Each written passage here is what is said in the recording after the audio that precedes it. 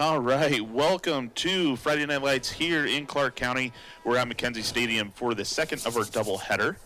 Tonight we've got the Evergreen Plainsmen versus the Mountain View Thunder. I'm Ryan Vassbinder. Here next to me is Rodney Lawrence for EPS Sports. Thank you for joining us on Comcast Channel 328 and on the EPS YouTube channel. Rodney, tonight we've got a rivalry. It's one of those rivalry games that people kind of mark on their calendar every year with sure Evergreen and Mountain View. Evergreen, they've got a solid season. They need a win tonight to go ahead and solidify the second seed for the playoffs. Mountain View has struggled this year, but they're certainly looking to play spoiler tonight. Yeah, I mean, and that's like you said it right there at the top of this, that this has always been a rivalry game that has always been hard fought. You know, everybody wants to win. Unfortunately, this year with Mountain View struggling to find wins this year, and Evergreen, I mean, the disparity is so different here that it makes the rivalry feel a little different this year. I mean, you know, you can even see it in the crowd. You know, there's not a big crowd. I do take it is Halloween night, so there's a whole lot of people doing trick or treating and other things. But I mean, this used to be a game that would fill up the stands. So hopefully, Mountain View can find a way to find some good plays. If they don't win tonight, then moral victory, something that they can set up for next year, because the school itself definitely needs to find that winning, that loving feeling, if you will, you know, to just try to get enough kids to come out for the program, work hard over the summertime, and hopefully this coaching staff is going to be able to do that for these guys and pull out a better season than they had this year. Yeah, for sure. So as we started there, Mountain View attempted the onside kick. It was recovered by Evergreen by number 6, Adrian Bulkakov. So the plane. Interesting point here. We just watched first game, right? In our first game, Prairie did this twice, and the officials in that game made them re-kick it and backed it up. This time, they were able to go ahead and take the ball where they stopped, where they got it. Yeah. Very good point.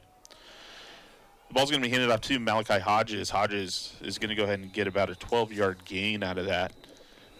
It's going to re-up first down.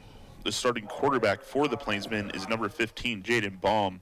Baum, only a sophomore, has been extremely impressive this year, as we've seen.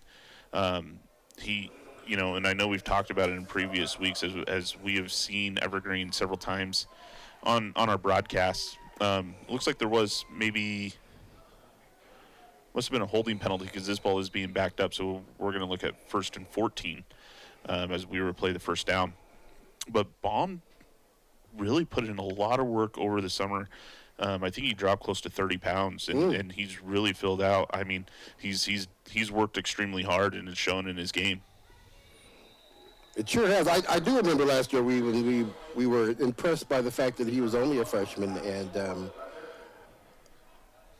and he does look a whole lot thinner. So, I mean, and I didn't realize he had lost that much weight, but he does look, you know, closer to a quarterback, I guess you should say, as far as shape and size than he did last year. But this team's got plenty of talent. They got 2 kids on the team that are D1 kids. So, I mean, it's and not able to complete that one. But, you know, we kind of talk about this Evergreen program, and they always got athletes on the team. They've always got some talent on the team. You know, their problem has always been staying focused, staying disciplined, and, you know, not getting out of penalties, you know, making big plays when they need to be made. This year it seemed like they did that more often than not, so they came out favorably this year. So hopefully they'll be able to do it and not put a nice little push into the playoffs here. Yeah. All right, we set up 3rd and 8 here. Empty backfield for Baum. Baum's dropping back, and that ball gets deflected, almost finds itself into the arms of Terrence Sarion. But that's going to fall incomplete, and it's going to bring up 4th and long.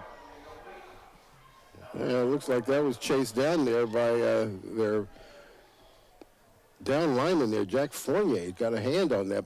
Actually was able to put his hand on his arm, not letting him follow through on that. So good defensive push there by Mountain View, bringing up 4th down. They're going to go ahead and keep it, though.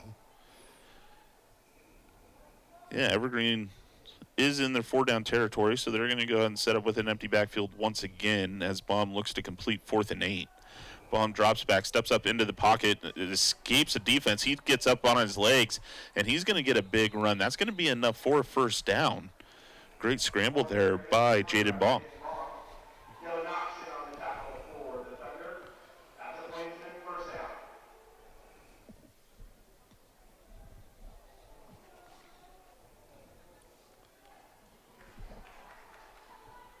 Mountain View with a 3-man front here.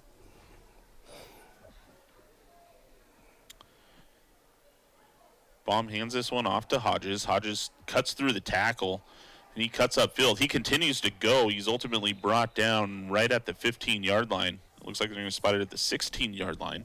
But that's going to be another first down for the Plainsmen. Hodges listed at 5'10", 185 pounds. He is a hard runner. He runs hard downhill. And you're going to definitely have to wrap this man up. You're not going to be able to just knock him down with one blow.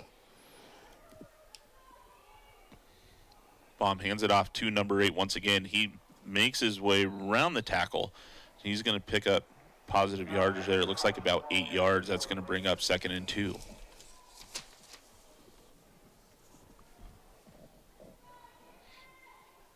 Looks like that was number 5, McNeil, on the tackle. Number 5. Mountain View's numbers are kind of hard to read.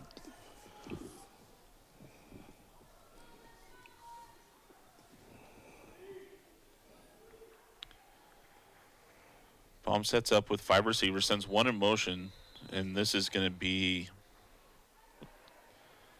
there's a flag on the play, and it's going to be on, I believe it's on Evergreen, but we'll confirm.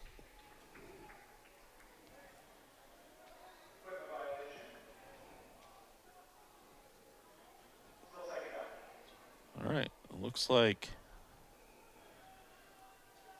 the officials didn't like one of the Plainsmen's equipment, so we're going to go ahead and replay the down at 2nd and 2.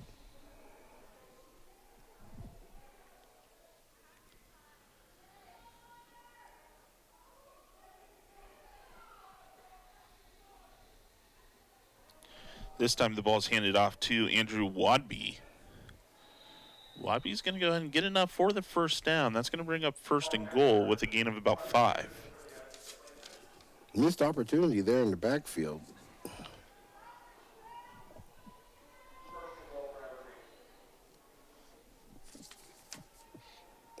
And that's something that the Thunder is going to have to do, is just go ahead and make the good tackle. Turner Hodges gets the ball, and he's going to make his way into the end zone for a touchdown for the Plainsmen. That puts them up on the board 6-0 early in this first quarter.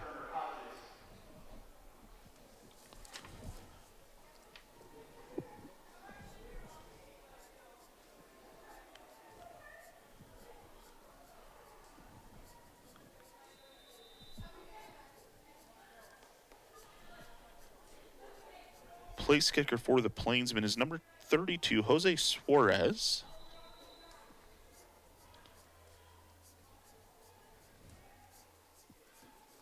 Looks like the officials have paused the extra point attempt.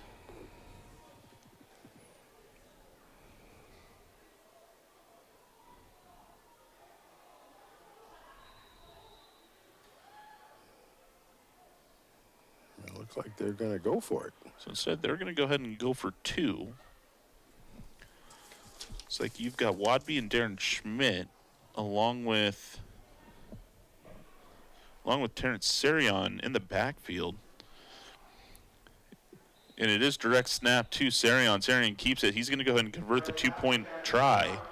That's going to bring the total to 8-0 for the Plainsmen with 9:03 left in this first quarter.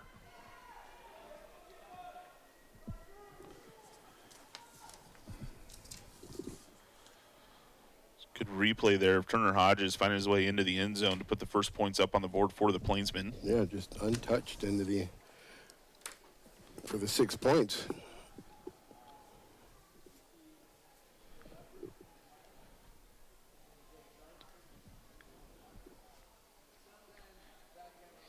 You know, we've done a lot of games together, Rodney, and I think in every single one of those games, I thought, man, the band is so loud as they are right underneath our booth. And tonight the band's not here, and it is deadly quiet here. I know it is. It is the quietest I've heard the stadium ever. It's actually weird not to hear the band. Yeah, it is certainly strange.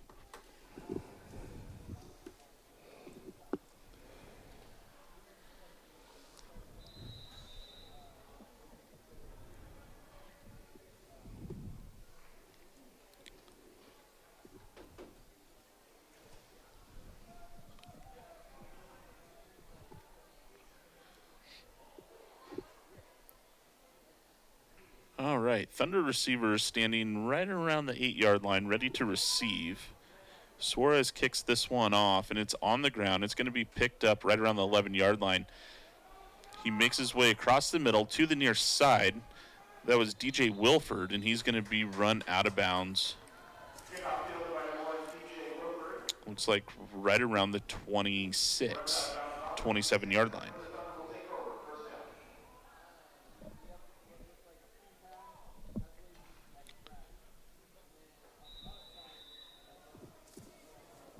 Quarterback for the Thunders, number 8, Cashin Leckie.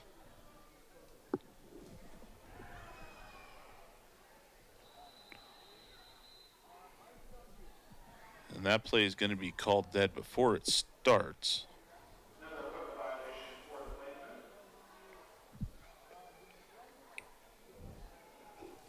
Okay, so the only thing I can think of is they got some knees showing down there. They don't have their pants pulled down far enough. This time it's handed off to Schaff. Schaff, number 18 for the Thunder, is going to make his way to the 33-yard line before he's pushed out of bounds. That's Sean Schaff.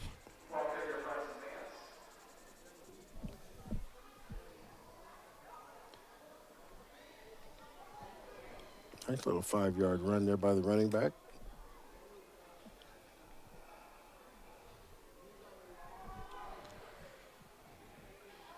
Leckie hands this one off to Schaff once more. This time Schaff's going to get stopped behind the line of scrimmage. And they're going to say he lost 2 on the play. That's going to go ahead and bring up 3rd and 6.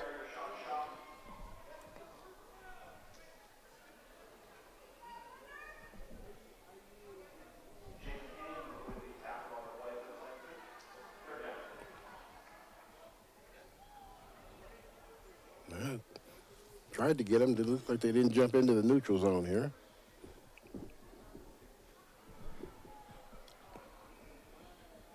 Hands the ball off to Schaff once more. He is going to go ahead and pick up a couple on this attempt. Looks like a gain of 3. It's going to bring up 4th and 4.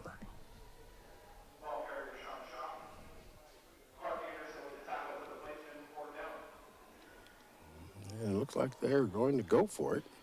Yeah, the offense is staying on the field.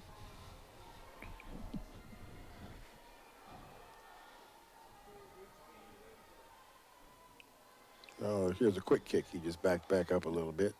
Yep, Leckie gets the punt off. It goes straight up. And it's going to bounce out of bounds right at their own 39-yard line. So Evergreen's going to take the ball over in great field position for their second possession of the night. Good idea, not very good execution on that one. I'm sure they wanted that to get, kicked past the 50 and didn't get a roll on it.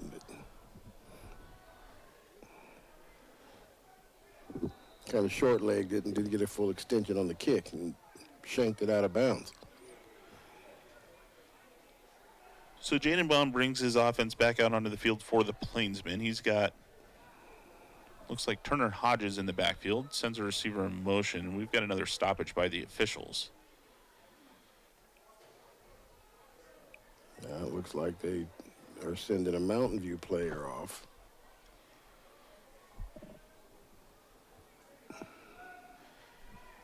So checking in for Mountain View is Elijah Wilson. This ball's handed off to Turner Hodges. Hodges finds his way up the middle for a decent gain. Looks like it's going to be about 5 to 6. Yep, and it is going to be the knee pads. That is something that this year that the officials are all over. If they see your knees, they will send you out of the game to get that adjusted. They won't let you adjust it on the field. They're going to send you out. They're going to send you out. Yeah. You know, there's certain things that officials put emphasis on, and that's one of them this year. So Baum lets one fly over the middle, looking for Terrence Arion. He has no one around him. He finds his way into the end zone for another Plainsman touchdown. That was a big 32-yard pass for a touchdown there for the Plainsman. Yeah, that definitely looked like there was some broken coverage because he was wide open in the middle of the field.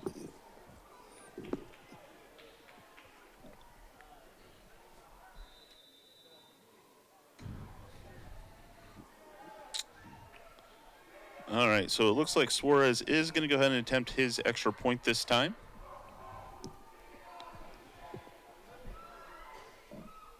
The holder, Braden Roop, gets it down, and that kick is going to be good for the extra point. So that brings the total to 15-0 for the Plainsmen, with 6:32 left here remaining in the first quarter.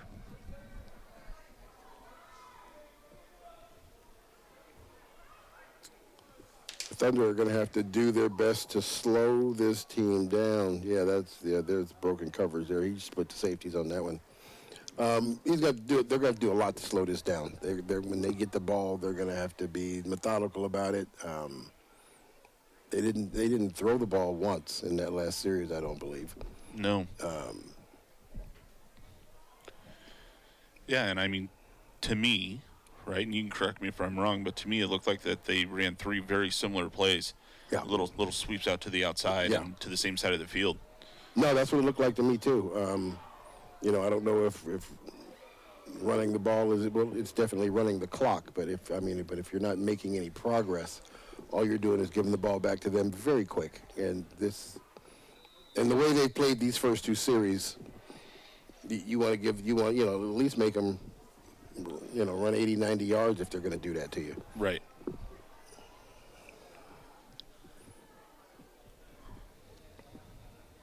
So it looks like it's Denver Brown back to receive for the Thunder, and it is going to be Brown that fields it right around the 18-yard line. He makes his way up through the middle, trying to get his way outside, and is going to be brought down right around the 27-yard line.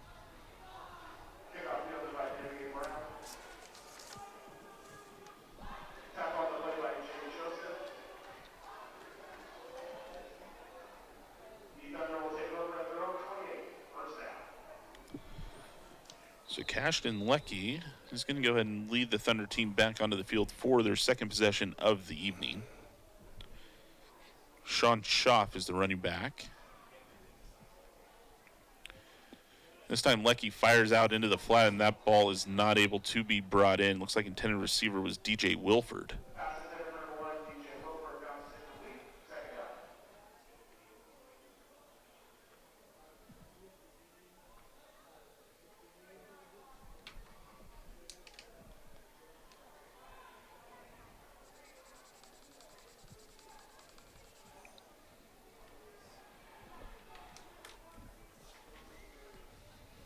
Lecky looking downfield and runs outside of the pocket and rolling out to his right. Still looking downfield, and he's going to run out of space. Fires this down towards the sideline. It's going to be intercepted. I think that was Braden Roop. No, it was not. It was number 7, Rayshawn Chambers, to come up with the interception. Not real sure why he threw that one. It was very, very busy real estate down there. It would have had to been a perfect pass. And it looks like the DB was going for it stronger than the receiver was. Yeah, well, we're going to see the replay here, and it makes you think that, Lecky would have been better off just throwing this one away. Yeah. Yeah, his two players ran into each other. Yeah, it looks like the intended receiver was DJ Wilford, just unable to connect.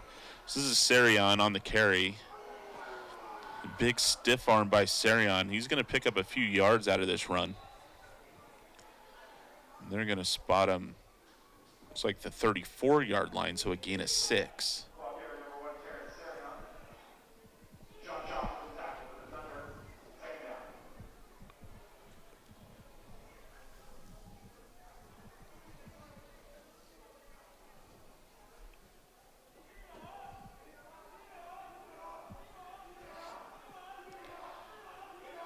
Bomb keeps this one, finds, that was Jason Scott. Scott making his way down to the outside towards the sideline. Big stiff arm. That opens up a hole in a pathway to the end zone for another Plainsman touchdown. Holy cow, that was a strong, that was beast mode. Marshawn Lynch It was. running him over on that one. Jason Scott being real strong in that stiff arm, finding his way into the end zone.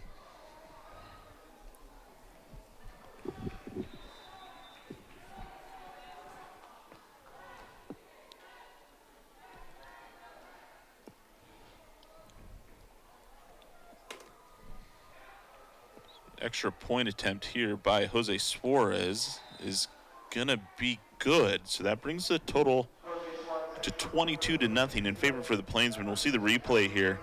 Jason Scott catches it and just makes his way toward the outside, and here comes the big stiff arm. Dominic McNeil, the defender for Mountain View, just unable to bring Scott down. Yeah.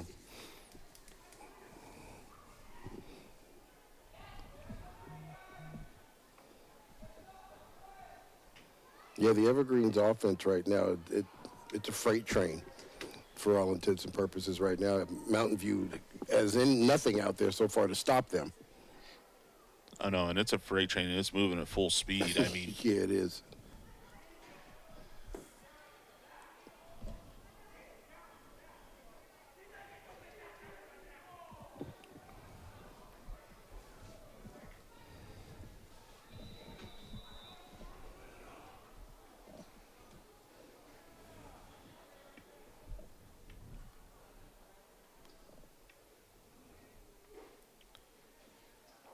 all right, so the Plainsmen are set to kick the ball off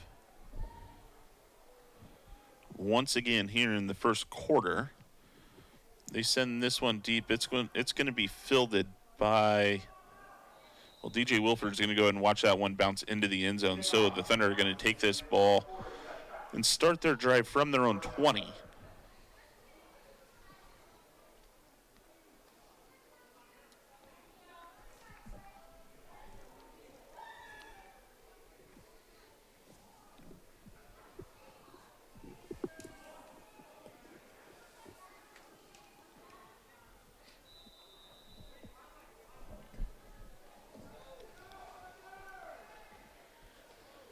Cashton Leckie hands this one off to Schaff. Schaff gets stopped right near the line of scrimmage. It looks like he is going to go ahead and pick up, looks like 2. And that brings up 2nd and 8.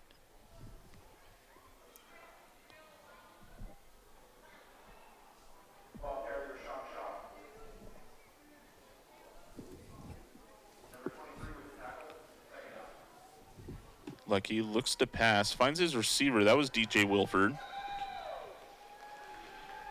Wilford able to pick up several there. That brings the ball out to the 26-yard line. That's going to bring up 3rd and 4. Yeah, nice little Rowdy ran out there, able to run that back out the other side.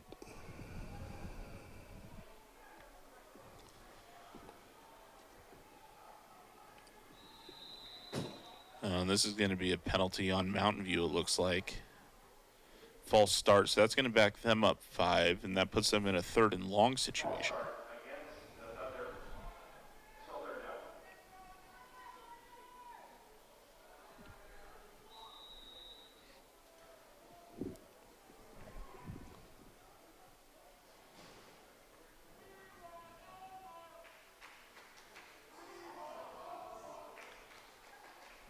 Like he moves Schaff to his other side, sends his tight end in motion.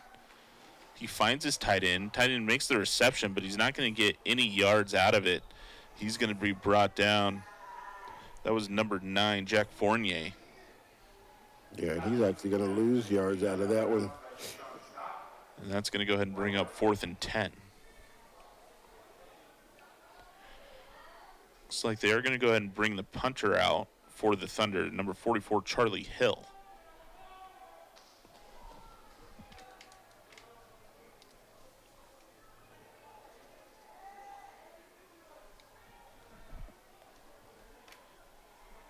Hill, a senior, gets this one off. This is a much better punt and it's going to be fielded from the Evergreen 49-yard line. That's Terrence Sarian. Sarian making his way towards the outside. Breaks a tackle. He does end up stepping out of bounds. Looks like right around the 33-yard line. Good return from Sarian.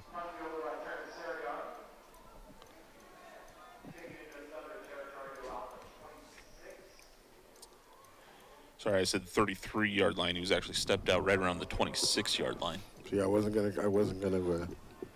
correct you on that one. Oh, I appreciate that. You know, I also want to ask you what's changed. Here's the replay.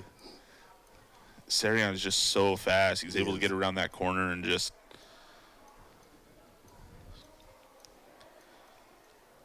Nice little spin move there at the end, but he'd already stepped out. Yeah.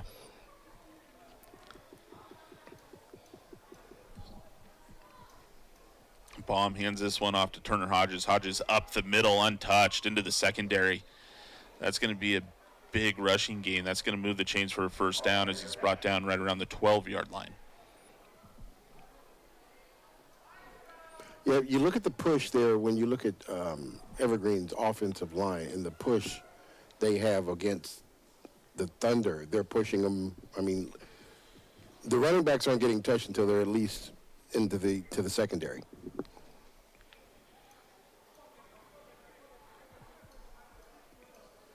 Turner Hodges once again up the middle. He finds his way into the end zone for the fourth Plainsman touchdown of the quarter. That brings the total to 28-0 in favor for the Plainsmen. I mean, you're talking about Hodges not being touched till he get in the secondary. I mean, you take a look at it. I mean, for one, Mountain View's only got a three-man front. Yeah. Two, you take a look at just the size difference. Yeah. I mean. Yeah, they're huge compared. Yeah. In comparison, yeah.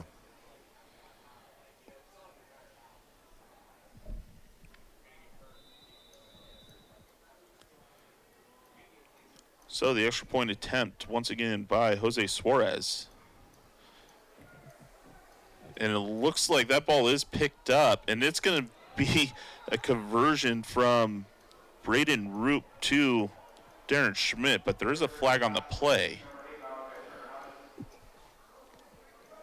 Roughing the passer against Mountain View. Looks like that'll be assessed probably on the kickoff, I would imagine. Let's see what happens here. Yeah, it looks like Roop just unable to get the hold down. Schmidt back there in the corner of the end zone for the two-point conversion.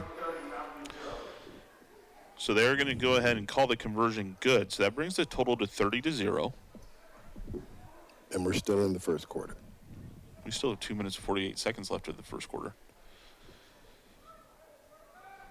And it goes without saying, not the start you want for Mountain View. No, not at all. Not at all.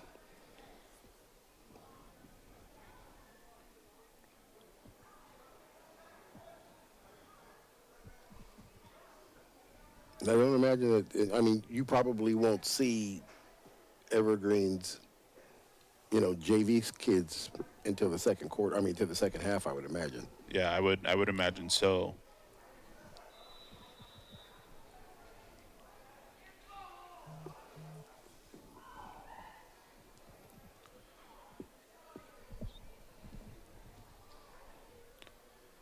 We've got Wilford and Brown back to receive for the Thunder. They're standing right around the 6.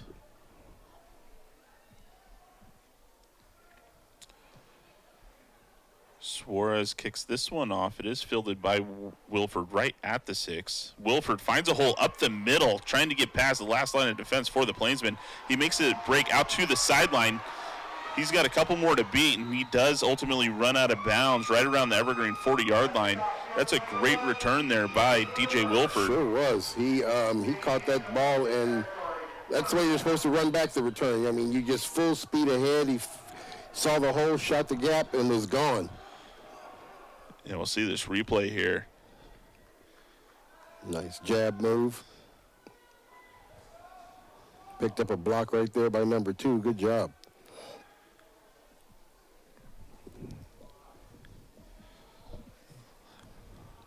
Looks like we've got a Plainsman down that's being attended to. So that's going to hold up play for just a minute. I mean, those small little positive plays for Thunder are what they have to continue to latch onto, Yeah. right, and Good take those special away. teams play right there gives them the best field position they've had all game Yeah. in Evergreen territory. Let's see if they're going to be able to capitalize on this. Cashton Leckie with Schaff as his running back. Leckie rolls out to his right, looking downfield. He makes a completion to his receiver. That is going to be down here to, that's Jack Fournier who makes that catch. Looks like about 9. Nope, I take that back.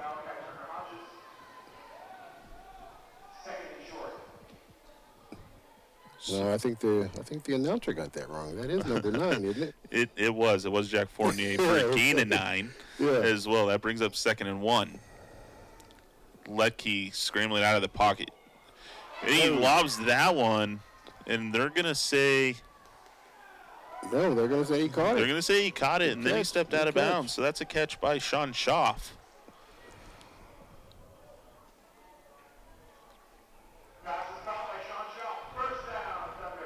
So that's a first down for the Thunder, their first down of the evening. Leckie fires across the middle. He completes his 3rd pass in succession, this time to number 12, Caden Reinbach.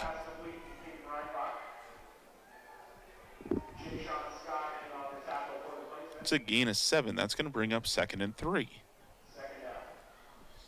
The Thunder, having some momentum behind them now, has moved into the red zone. They hand this one off to Schaff. Schaff bounces around the outside. And it looks like he's going to be stopped right at the line of scrimmage. Yeah, Evergreen seems to be all over the run game.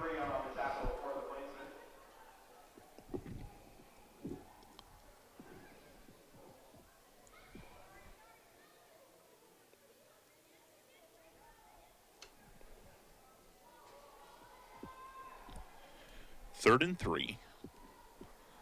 Leckie rolls out to his left, cuts back up the middle, and back to his right.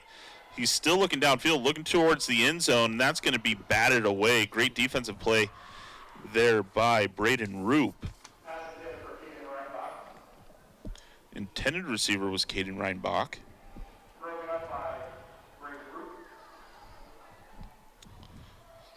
I know Leckie was looking downfield towards the end zone, but I would have loved to see him just try to get enough for the first down there. Yeah, exactly. Instead of going for all of it right there. So 4th and 3. Fires across the middle, and that's going to complete a pass. It's going to be enough for a first down. Catch it once, catch it once. That was DJ Wilford with the reception. That's going to be another Thunder first down. That brings up 1st and goal from the 9.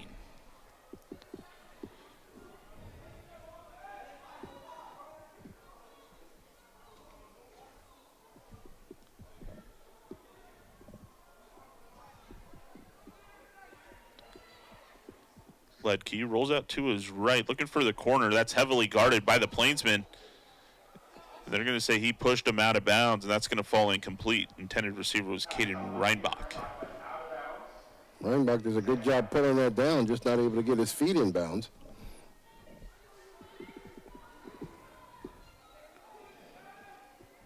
It's going to bring up 2nd and goal.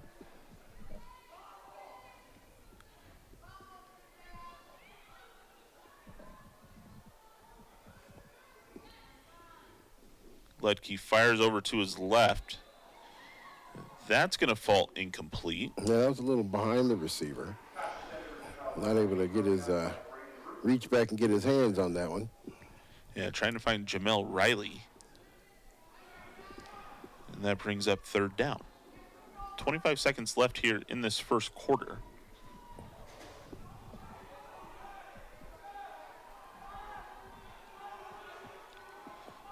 Leckie fires to the corner. Trying to find Jack Fournier. And it's going to fall just incomplete.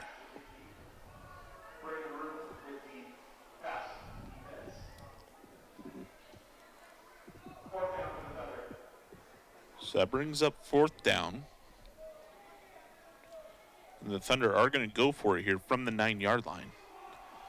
Leckie rolls out to his right, he had a man wide open in the corner of the end zone. Sure He keeps it. He does get the first down.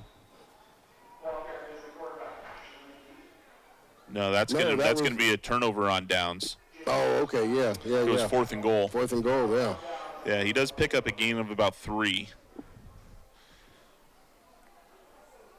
But he had a man open. He did. He had a man open. I think he was looking to give the ball to a particular individual and was looking over all the people that were open down there for him. So while the drive results in no points for the Thunder, it was certainly the best drive we've seen tonight from the Thunder. Sure was. They were able to get several first downs. They made a couple really good completions, and they moved the ball. So hopefully that puts a little bit of pep into their step as the Plainsmen take over here. Baum hands this ball over to Turner Hodges. Hodges continues to fight his way. He's going to pick up a gain of about 11. I think Hodges is averaging about 8 yards a carry as it is right now. Yeah, he's had some serious success tonight.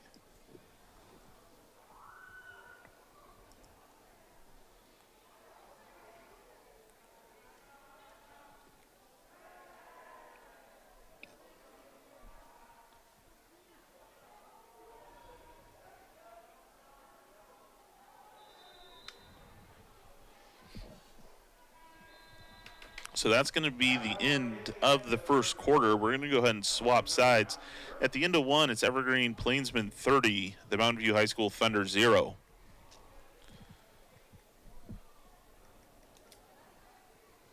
Evergreen being dominant in this first quarter with the run game, the passing game. Yeah, they're just. I mean, I'm trying to find words here. Yeah. To try to understand and describe what's going on out here, right?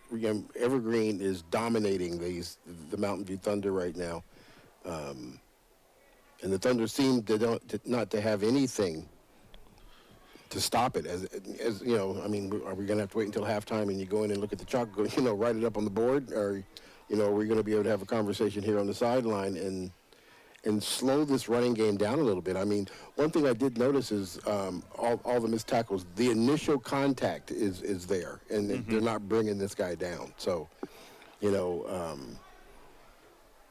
you want to look at something, you find, a light at the end of the tunnel.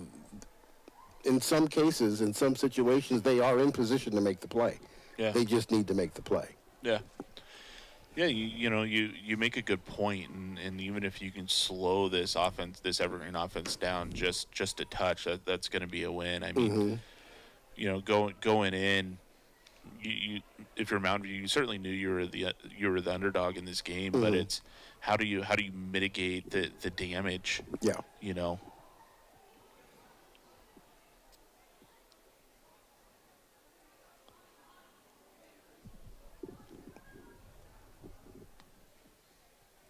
All right, so the ball is placed as we start this second quarter.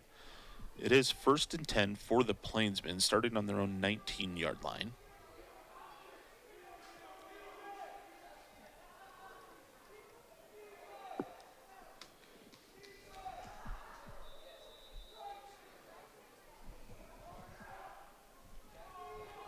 All right, Baum has 3 receivers down at the bottom. He hands the ball off to Turner Hodges. Hodges trying to make his way across the corner. He just continues to move his legs. He's going to go ahead and pick up,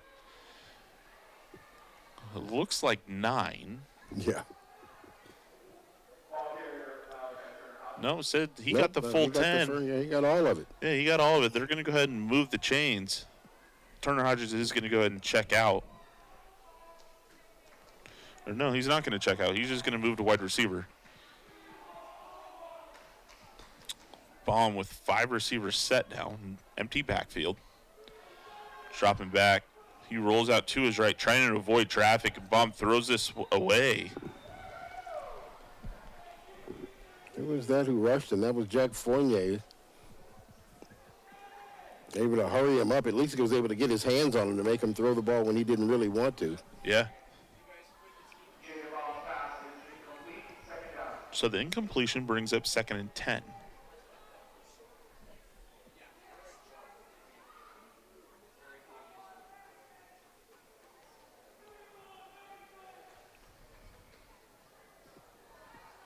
Baum hands this one off to Turner Hodges. Hodges trying to break away around the corner.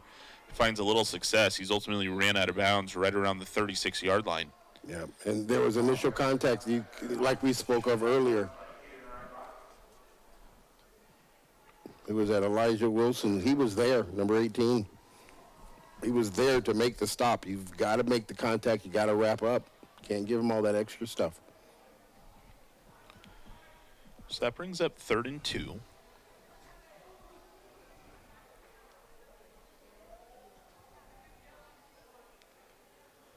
Baum hands this one off to Turner Hodges. Hodges continues to fight. He's going to get enough. He's going to pick up about 4. It is enough for a first down. But yeah, exactly what you were saying, Rodney. I mean, Hodges ran into contact right at the line of scrimmage. Yeah. And I mean, credit to Hodges as well. I mean, he fought through it. He continued to move his legs to get every inch that he could. Yeah. No, I mean, he's a heck of a running back, so he's going to run hard, but there's been plenty of opportunities where he could have been stopped for 3 or 4, and he's gotten. Baum looking deep. Almost intercepted twice. Twice. It was almost caught twice by Terrence Arion. It was almost intercepted twice. There is a flag on the field line right there, right around the 20-yard line. So we'll see what the call is. But Jaden Baum looking to go deep. Yeah, that's going to be pass interference on Thunder. So it is going to be 15 yards and result in another first down for the Plainsmen. Here we're going to see a replay of it. Baum just firing, trying to find Terrence Arion. I don't know if that was a pass interference. Well, I don't know either, but I also think that the ball would have been intercepted if the defender didn't run into his buddy there. Yeah. Looks like it just popped out. So 1st and 10 on the 45 on Mountain View's territory. This time that ball is handed off to Andrew Wadby. Wadby making his way around the corner. He picks up around, looks like they're going to give him 10. There is a flag on the play. Though. Yeah, looks like that's a holding. Yep, and that's the call, holding on one of the Plainsmen's linemen, I'm sure. Yeah, with a flag being placed right there at the line of scrimmage. So that's going to back him up 10 and bring up a 1st and 20.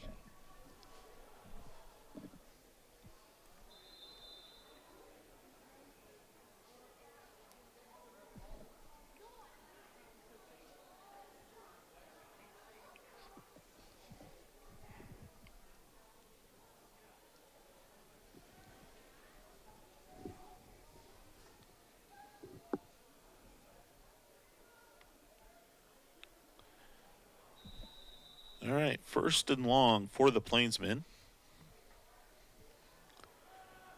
Baum dropping back, little bubble screen, and that's going to fall incomplete as nobody was looking for the football.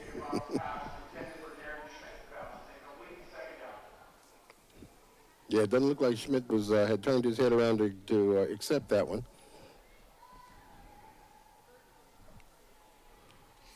So that moves us to 2nd down.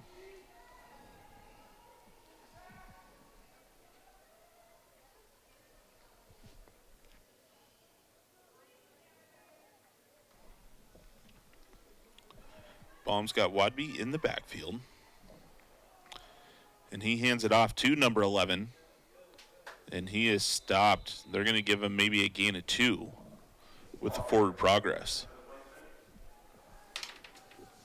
Good stop there by the Thunder defensive front line. That time they didn't get put on skates. They didn't get pushed back, and they were able to make the stop right there at the line of scrimmage. So that brings up 3rd down.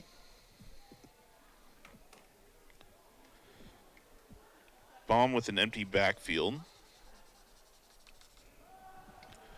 Baum looking deep. He decides to keep it, and he takes off on his legs. He's going to run into traffic. He continues to move. He's ultimately going to come up short of the first down, but that was a big 16-yard run by the quarterback. It sure was. I thought there might have been a little hold right there on that freed him out of the backfield, but it looks like the officials didn't call that one.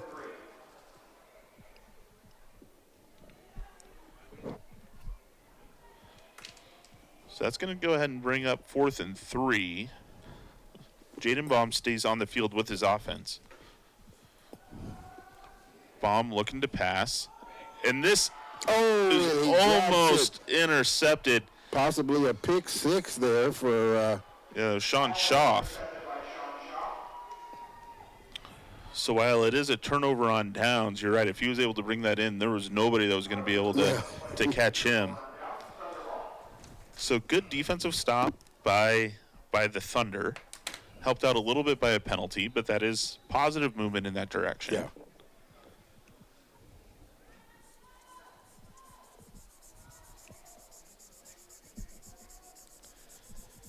All right, so Cashton Leckie is going to go ahead and come back out here to play quarterback for the Thunder. Leckie holds on to it. This time finds Jack Fournier. Fournier is going to go ahead and maybe pick up a yard.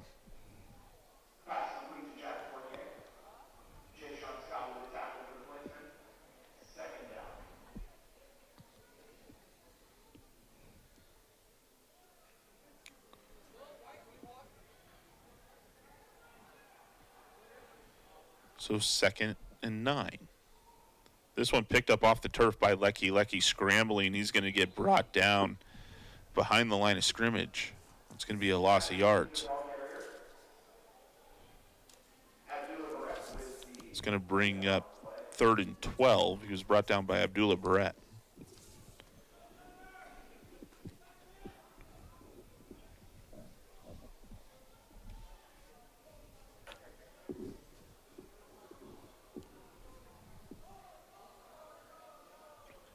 Leckie rolls out to his left, looking downfield, dumps it off to his receiver right near the line of scrimmage. He was able, that was Fournier once again. This time he was able to go ahead and pick out about 3, and that brings up 4th down.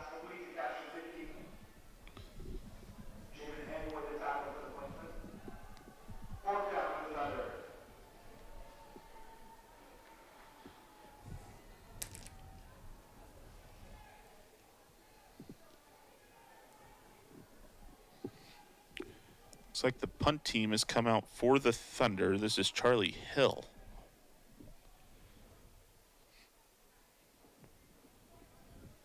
This one's going to be fielded right around the 32-yard line by E.J. English. There you go. Nobody is helping out. No tackling. They're just waiting for one man to bring down Schmidt. See, they got loose. It would have been a touchdown. Yeah, Denver Brown had a hold of E.J. English's leg and he couldn't get up because he couldn't let him go. Right, and nobody was coming to help. No. Nobody was coming to help him.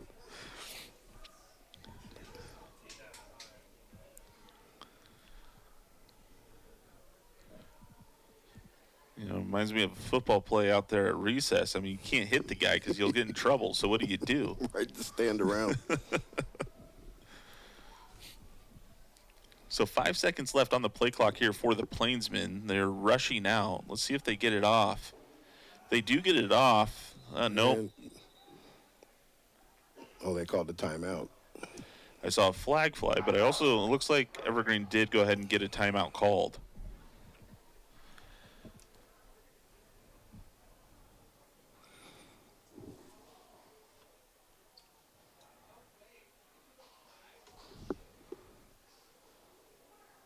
So it looks like the officials are going to go ahead and grant the Plainsmen the timeout. So 6:43 remaining in this first half. Plainsmen are up 30-0 over the Mountain View Thunder.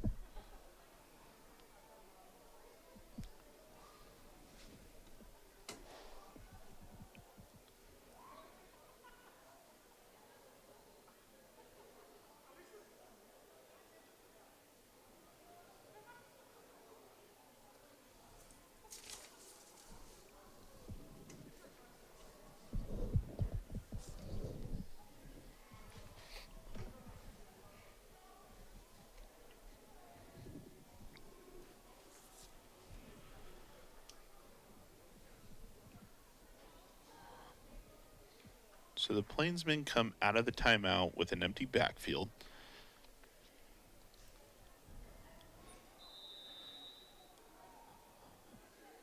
Baum's got 4 receivers and a tight end. And that pass is broken up by the Thunder. It was by Denver Brown, another almost interception for the Thunder. Yeah, they knew that play. That one, he had that one picked out. He did. They just got to hold on to those. Yeah, that's 3 almost interceptions for the Thunder tonight. Yeah. Unable to bring any of them in. Brings up 2nd and 10. This ball's handed off to Turner Hodges. Now there you go. That's initial contact. Hodges not able to go anywhere after that. Real good block there. Real good tackle there by the linebacker. Yeah, the Thunder were able to go ahead and limit Hodges to a gain of 2 there. So that brings up 3rd and 8.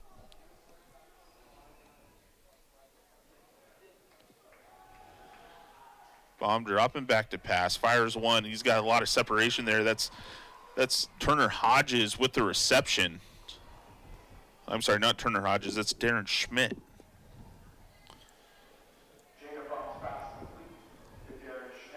So the big reception leads to a 1st down. And it does look like the rain has started to come down even harder, doesn't it? It certainly has.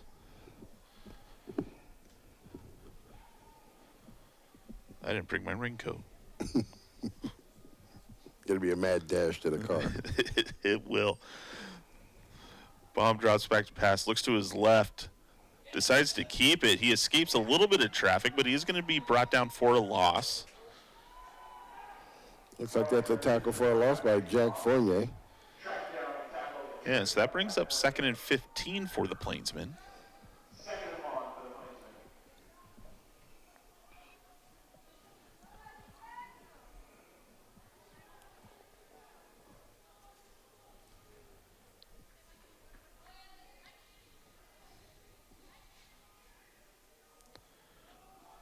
Baum hands this one off to Turner Hodges. Hodges makes his way around the corner. No one's able to touch him as he finds the end zone. That's quick. That is quick. He ran by everybody on that one. He did. He did. We've seen Evergreen several times this year, and I think that is the fastest I have seen him run. He took off. It was an impressive run by Malachi Turner Hodges to put another 6 points up on the board for the Plainsmen. That brings the total to 36 before they attempt the extra point.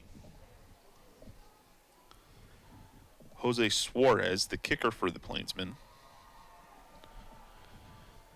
Hold is good. The kick is good. So that's going to bring the total to 37-0 in favor of the Plainsmen with 5:04 remaining in the half.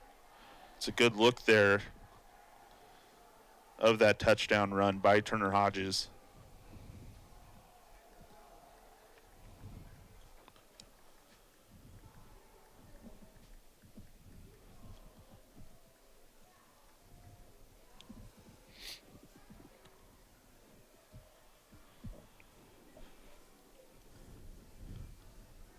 All right, well, the second quarter, Mountain View they have kept the ball longer. Now, they haven't been able to capitalize on it, but they have definitely kept the ball a whole lot longer in this second quarter and kind of slowed these guys down.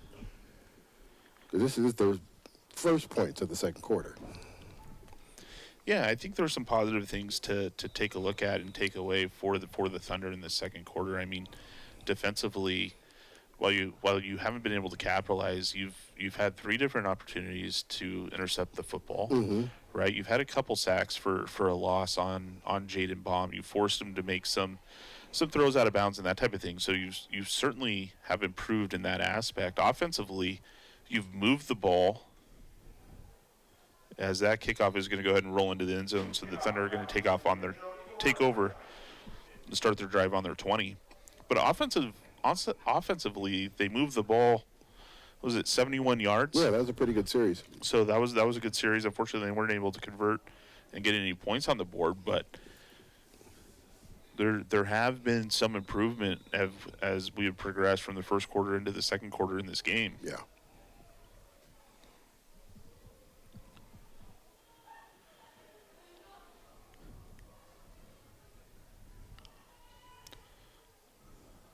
Like he throws this one out into the flat. He makes his way across. Looks like he did get the first down. The receiver there was number 1, DJ Wilford.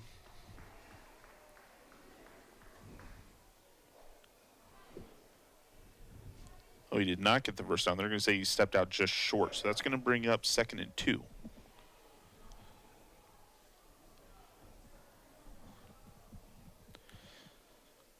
Like he fakes the handoff to Schaff. This time he finds his receiver. This is Wilford again.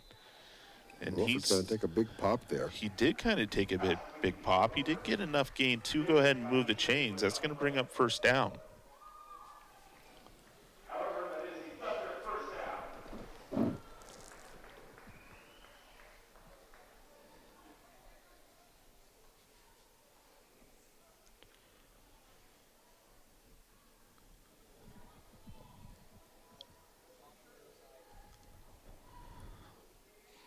Like he throws this one to Schaff. Schaff unable to go ahead and bring that in. That's going to fall incomplete. Might be a good thing that he dropped that one, because that would have been for a loss.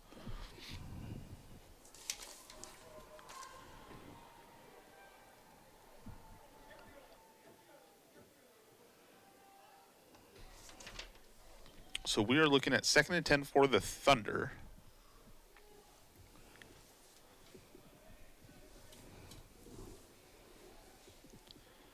There's a man coming across. He's going for the big ball. It is the big ball. Intended receiver looked like it was Jack Fournier. I think he was lost for him. He didn't know where it was on that one when he was coming down. Ball slightly overthrown. That brings up 3rd and 10.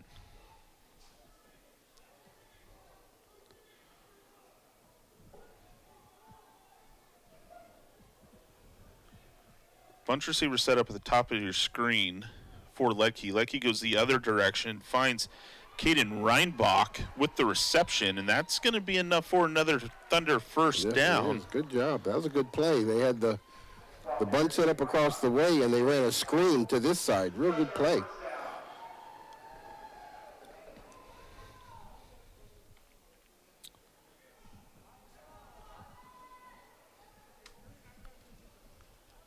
So 1st and 10 for the Thunder from their own 45. Schaff with the reception literally runs into traffic, bounces off. He's able to go ahead and pick up 5 yards. Nice strong move by that young man. It looks like it hurt him a little bit, but he didn't fumble it. He didn't fumble it. And he got positive yards, so we'll see. Maybe he just got the wind knocked out of him, hopefully. But that was a pretty good pop he took. It certainly was.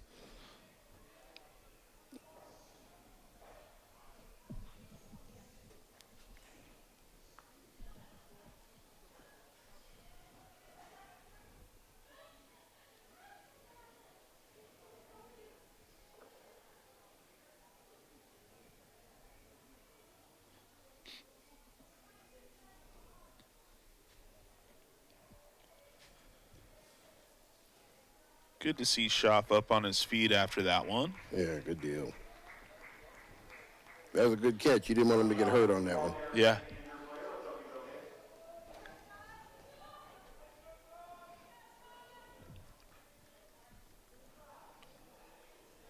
So the ball spotted right at the 50-yard line as we look at 2nd and 5 for the Thunder. 3:31 left remaining in this first half. Thunder trying to find any way to put some points up on the board before halftime. Like he rolls out to his right, gets a good block, opens up some space. He's able to go ahead and find Caden Reinbach. Reinbach able to bring that one in. Good job. A bright spot for the Mountain View Thunder.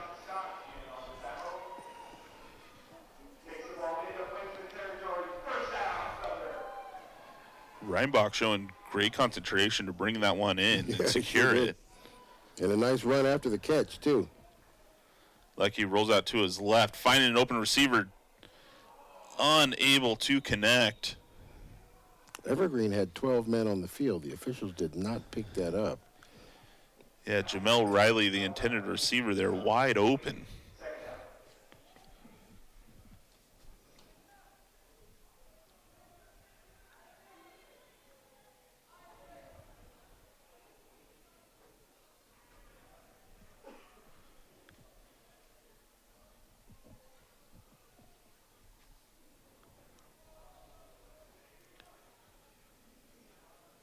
All right, so the Thunder are looking at 2nd and 10. Lucky trying to find an option, rolls out to his right, decides to keep it. He's going to go ahead and step out of bounds right around the 30-yard line. And that's going to bring up third and 7.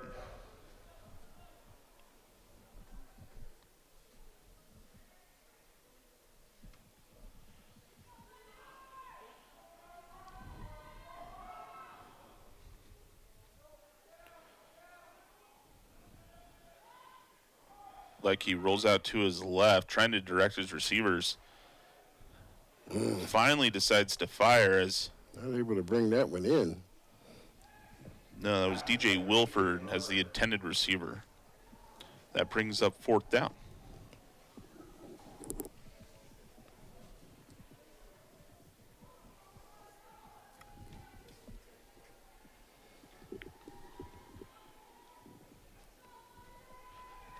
Fourth and 7. The Thunder are going to go ahead and go for it here.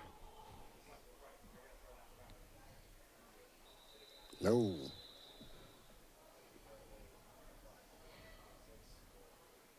Oh, looks like they had an equipment issue with one of the Evergreen players. And he's down there pulling his pants down, so it must have been his knees are showing. Must have been his knees. They've been watching too much Saturday and Sunday football. Because, the pros get to do that. It did result in a penalty, so that gave the Thunder 5 yards. So that brings up 4th and 2. So I don't know if there was something else we missed.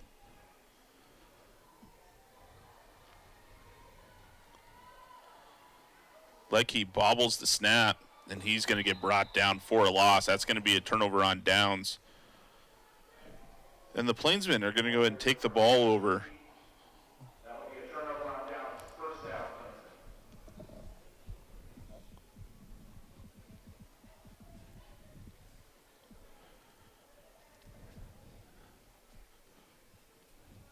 Ball's going to be spotted right there at the 30-yard line as we're looking at 2:45 remaining in this first half. Evergreen with a big lead over the Thunder, 37-0.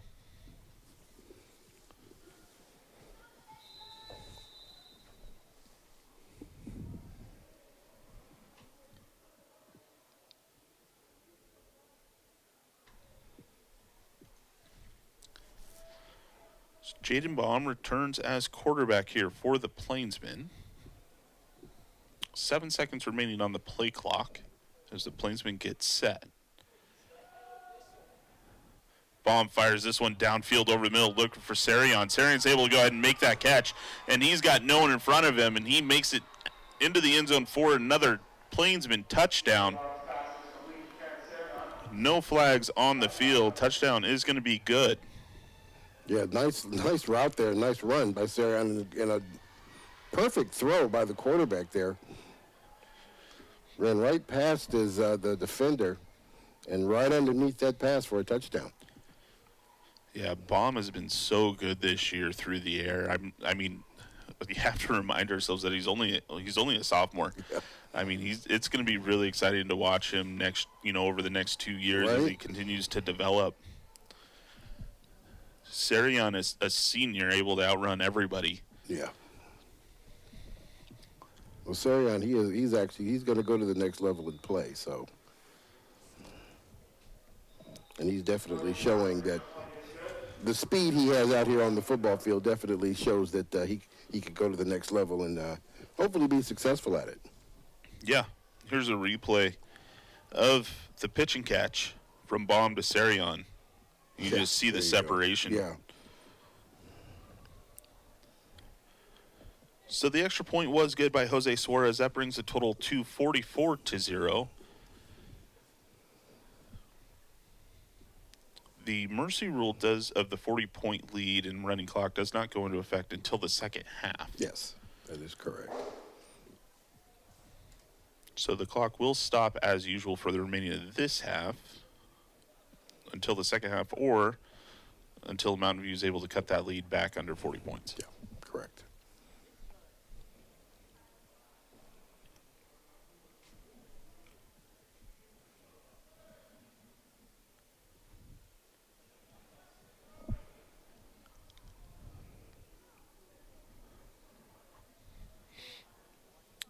Once again, it is Wilford and Brown set to receive for the Thunder. They're standing right on their 8-yard line.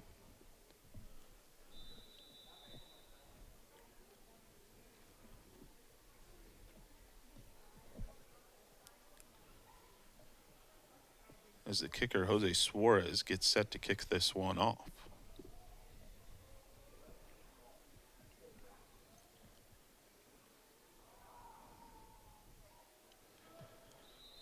This one's going to be kicked on the ground. There's going to be a penalty called on the Plainsman here. It looks like offside.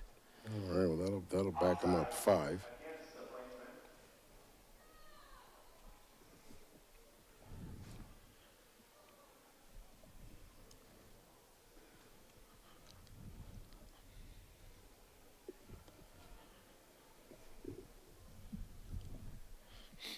So we're going to go ahead and do this again.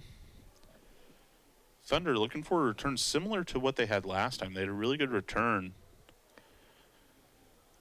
that went into Plainsman territory the last time that they returned to kickoff. Yeah, he was able to find a nice little crease on that one, wasn't he? Yeah.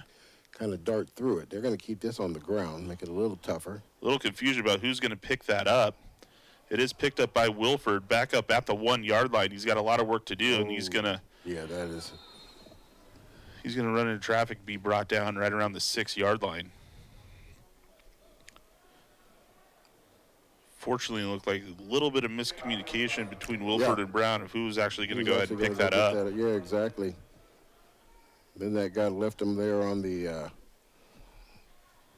well, it looks like they gave him the 10, so I thought it was inside of the 10, but the 10 works, I guess. We're closer than we were. Yeah. So 1st and 10 from their own 10. The Thunder start their drive here with 2:30 remaining in this first half. Cashton Leckie, the quarterback for the Thunder.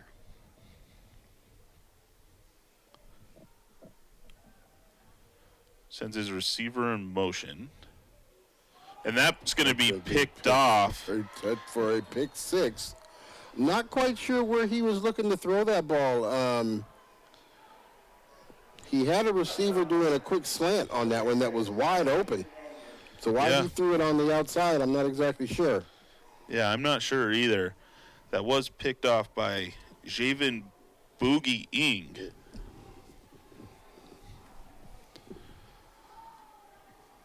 So the interception by Boogie puts another 6 points on the board. It brings the total to 50 for the Plainsmen.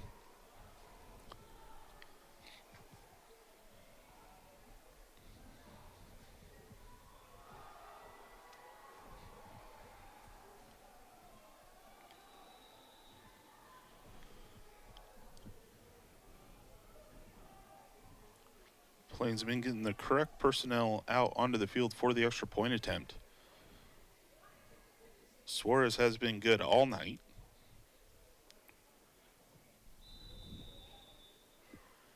And this one's good as well. Brings the total to 51-0 for the Plainsmen here. 2:24 left in the half.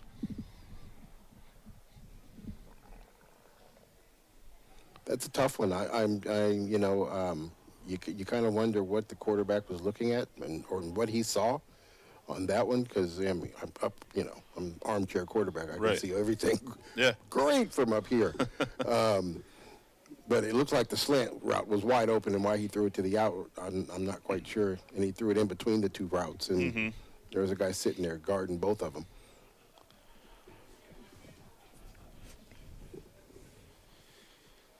Yeah, who knows? I mean, we can give him the benefit of doubt, and the ball was wet and it slipped out of his hand. I mean, who knows, right? Yeah. It's just unfortunate. Yeah.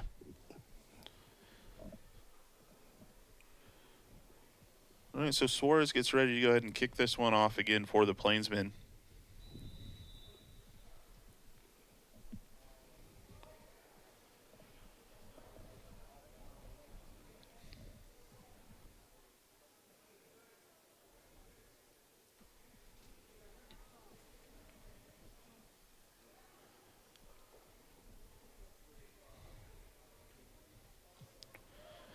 This one's up into the air, and it's going to roll back into the end zone. So no return for the Thunder. They're going to start their drive on their own 20.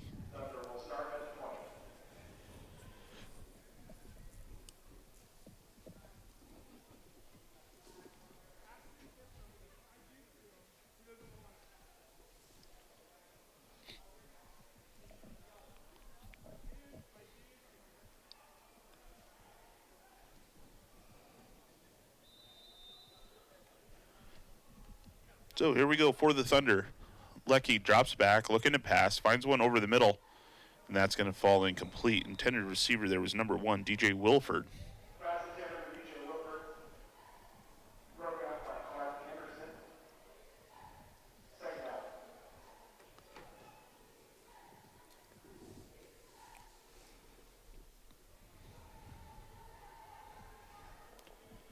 Second and 10.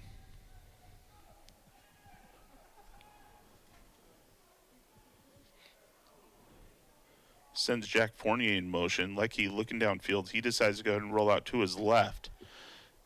Trying to find Fournier, and that's going to fall incomplete as it's batted down by an Evergreen defender.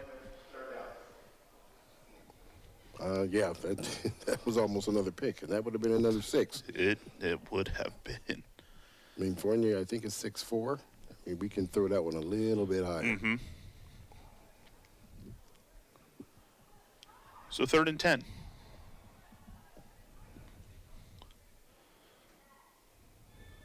Ledke finds Reinbach. Reinbach over the middle.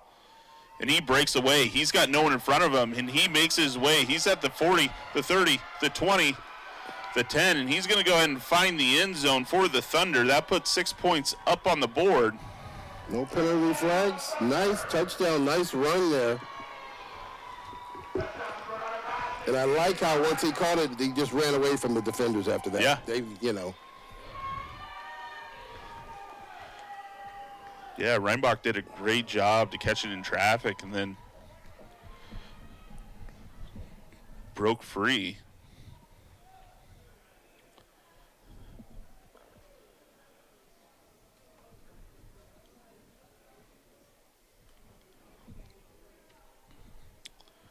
Thunder setting up for the extra point attempt. Looks like they may be going for 2 here. Yeah, it does look like that.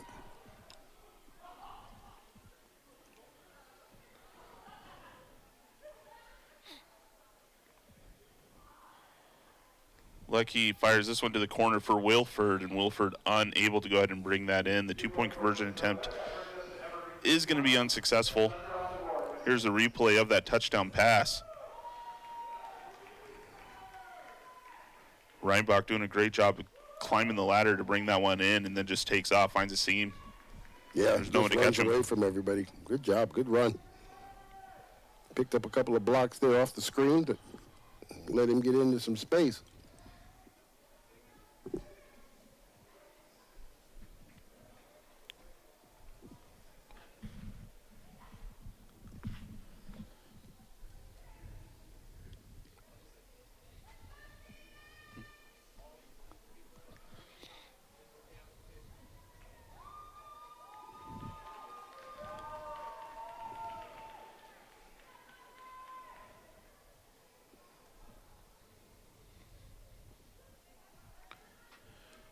So Charlie Hill is going to go ahead and kick this one off for the Thunder.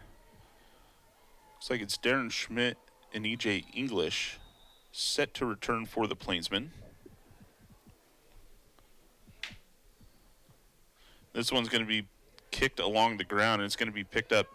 Looks like it's going to be picked up by Turner Hodges. Hodges breaks the tackle. 1, 2, 3, 4. He's trying to find his way down the sideline, and he's pushed out of bounds right around the 42-yard line. So they gained about 7 yards on that because he was going to go to the 35 anyway. Uh-huh. Another good hard run by Turner Hodges.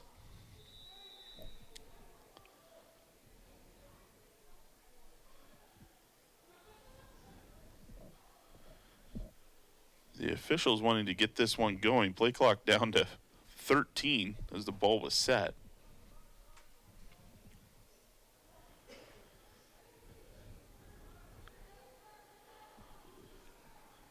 Clock down to 2.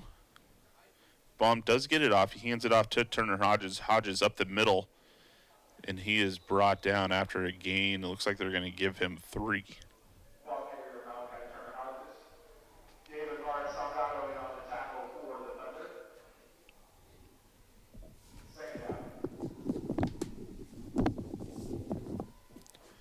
So that brings up 2nd and 7. 1:26 in counting left in this first half.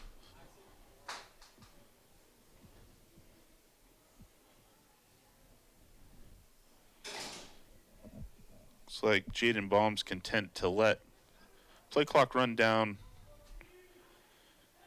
He hands this one off to Turner Hodges. Hodges finds a seam up the middle. He continues to break away, breaks another tackle, cuts back inside, makes his way towards the sideline, and he's going to be brought down right at the 15-yard line. Another big run by Malachi Turner Hodges that moves the chains, gives the Plainsmen a first down and into the red zone.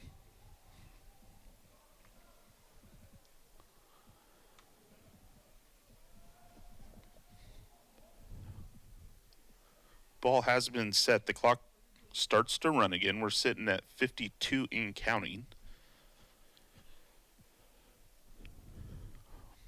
Turner Hodges gets a break. In checks in number 11, Andrew Wadby.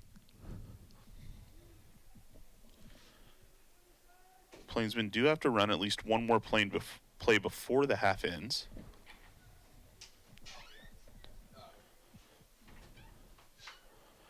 Baum hands this one off to Wadby. Wadby trying to be patient, trying to wait for a block. He does get a few. He's going to go ahead and pick up about 5 on the play. That's going to bring up 2nd and 5.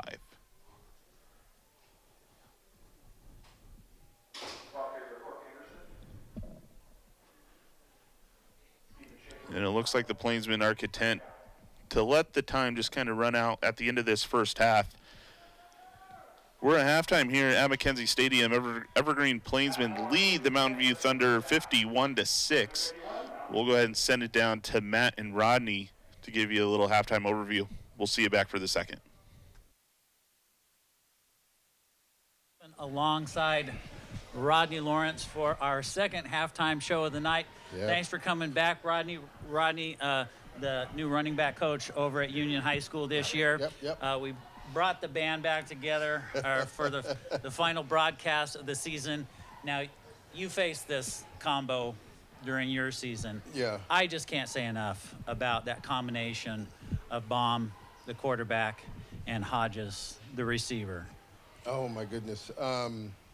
You know, they don't make mistakes. No, they're not making hardly any right now, and Mountain View is having a very, very tough time trying to figure out how to stop him. The running back Hodges, he's averaging at least 7-8 yards a carry right now. The quarterback Sarion, Schmidt, I mean, those 4 right there have pretty much taken this game under their wing, and just ran away with it. Well, and the amazing part to me, Hodges, with so many carries on the season, so many yards, he is a sophomore. Yeah. You know, so you forget. I mean, when you look at him run, you forget that he is that young and he is so savvy already out there on the football field. He runs hard. He makes people miss. He's the guy right now. He's definitely the guy. Well, and we Ryan and I said it when we were talking about Union. Had some struggles this season, trying to build a new culture there, a younger team. There are, again, like we talked about in the first halftime of tonight, there are lessons to be learned, even in a difficult season.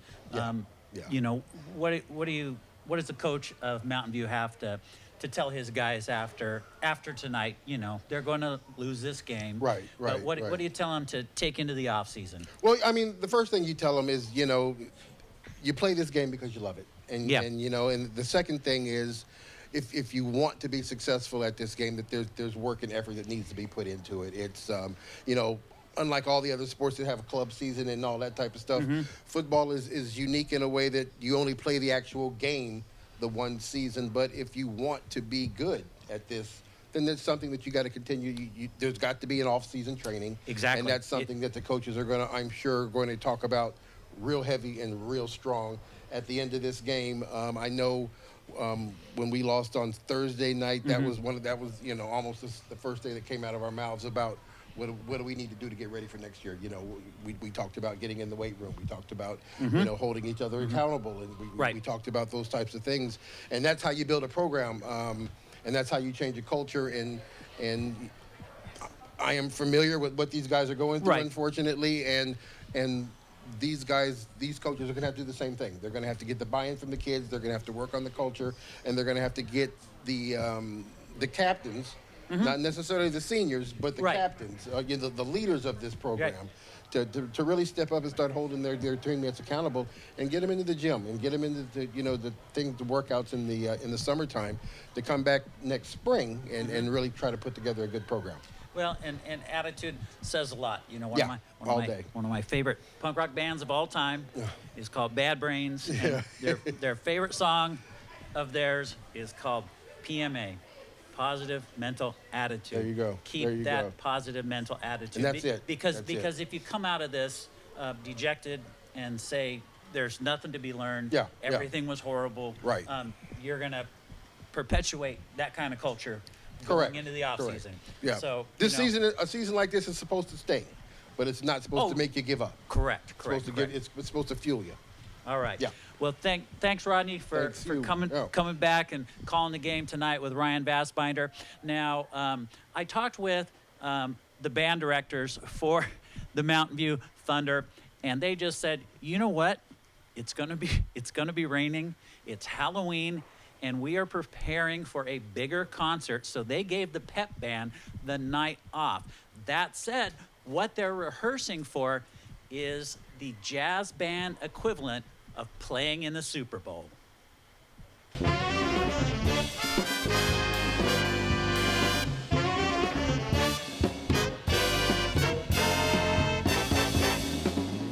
After recording 3 performances in February as part of their audition, it was during a rehearsal in April when band director Sam Ormson received the news that Mountain View High School's Jazz Band 1 had been invited to perform at the Midwest Clinic. And I had my phone out because it was playing music, and I opened up the email, and then I saw like the subject line, and it said Midwest Clinic, and I was like, and I had this little moment of don't click on it, because what if it's a no?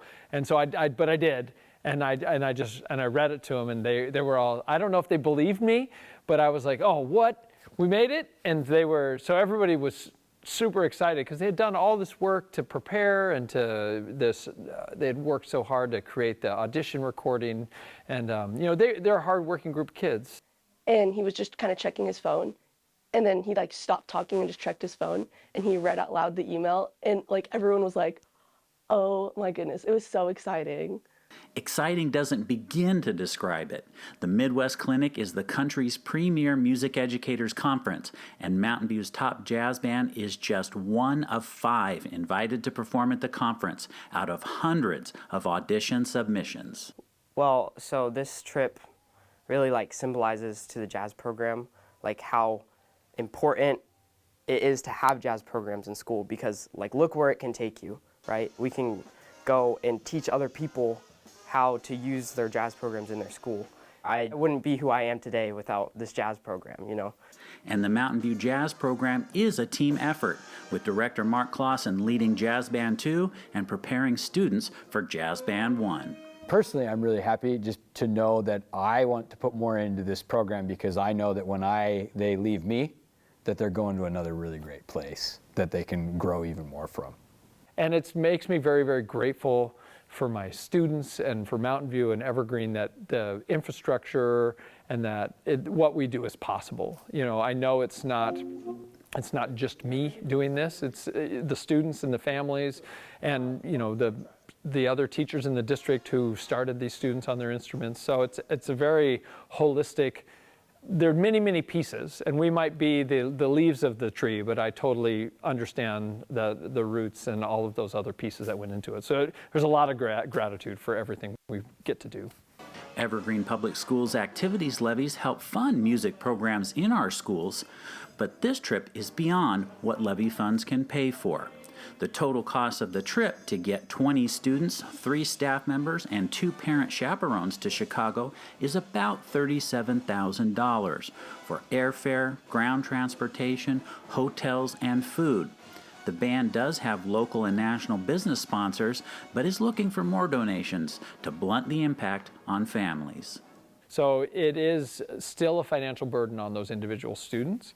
And they're fundraising as well at the individual level, and they're working hard to do all of that.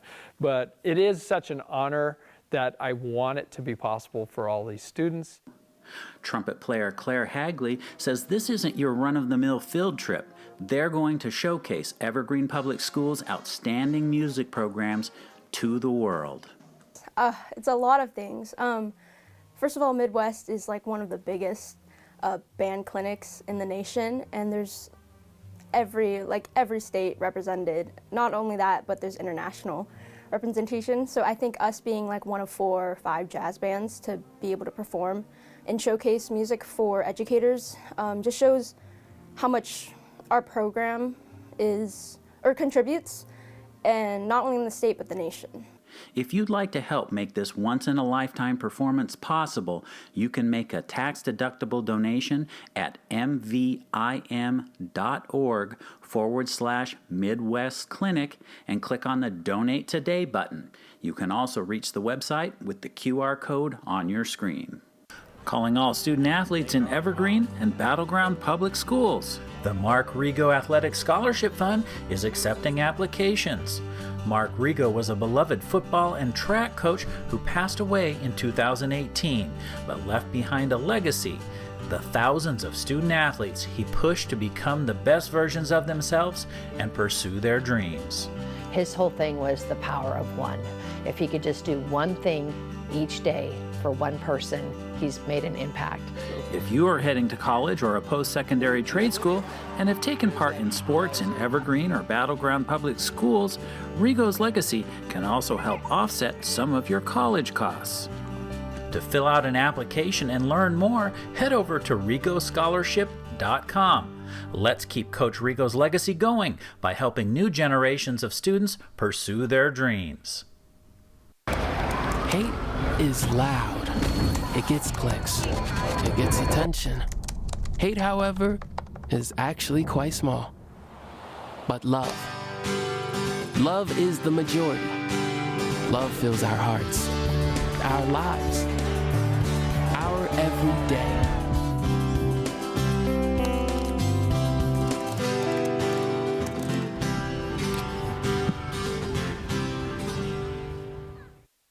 Whether it's our stories, the warmth of our laugh, or our family's secret sauce, we all bring something different to the table. So make some space. The power of connection is waiting right outside your comfort zone. Learn how you can help strengthen your community at belongingbeginswithus.org/team up.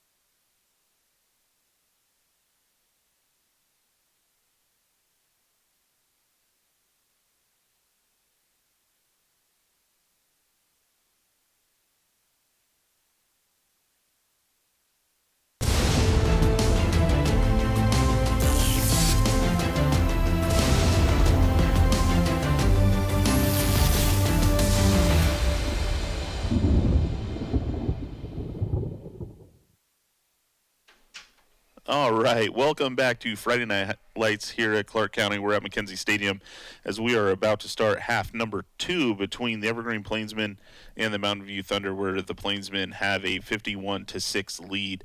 Thank you for joining us on Comcast Channel 328 and on the EPS Sports Network on YouTube. We appreciate you tuning in and watching. Especially thank you tonight. I know it's Halloween. It's a rainy Halloween, just like it is every year here in the Pacific Northwest. But we are getting ready to kick off. The Plainsmen are going to go ahead and kick off to the Thunder as we start this second half. As you guys can see the rain come down. It has not let up since it started about 2.5 hours ago. Rodney, I mean, the Plainsmen certainly have this game under control. They have done what they wanted when they wanted. But the Thunder, there's been some improvement throughout the game for the Thunder tonight. Yeah, we've seen some glimpses of good things happen for them. Unfortunately, they're far and few between at this point, and the Evergreen team is just, they're not making a whole lot of mistakes with the ball in their hand. Now, there's some penalties and some equipment issues that has officials running them off the field to fix their pants and things like that. But when it comes down to just handing the ball off or throwing or playing catch, they're on point today. Yeah, this ball is going to be returned by Wilford. Wilford at the wrong end of a shoestring tackle right at the 26-yard line. So the Thunder are going to go ahead and start their drive there. Yeah, we are in, so it is the second half. We are in the mercy rule scenario where the Plainsmen are up by over 40 against the Thunder. So the clock will continue to run, except for touchdowns, timeouts, injuries. Yeah, things of that nature. But it should be a pretty quick quarter as things are set up now. Lecky sends Brown in motion. He hands it off to Brown. Brown is trying to get a little bit of push. And they're going to say he did make it back to the line of scrimmage. So that's going to bring up 2nd and 10.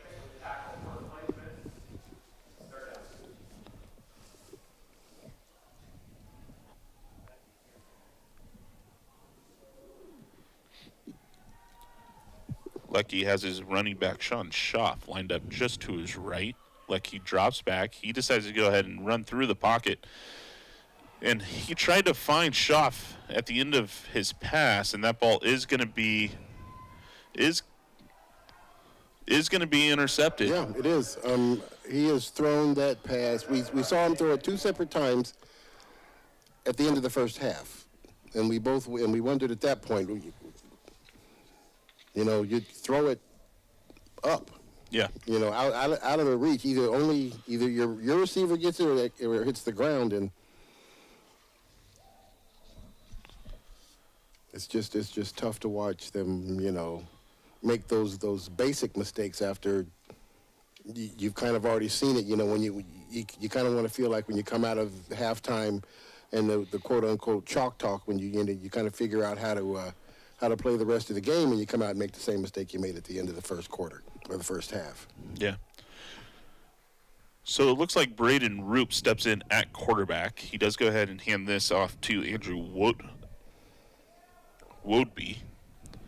Wodeby able to go ahead and get a gain of about 5.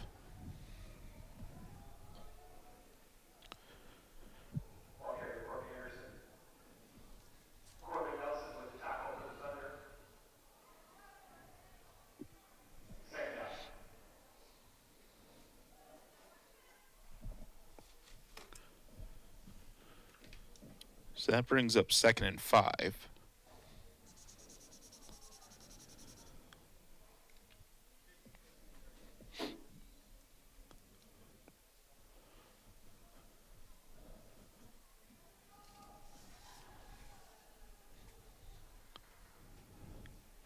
Roop hands this one off to Woodby again. Woodby finds a seam up the middle, makes it into the secondary, and he's going to be brought down right around the 20.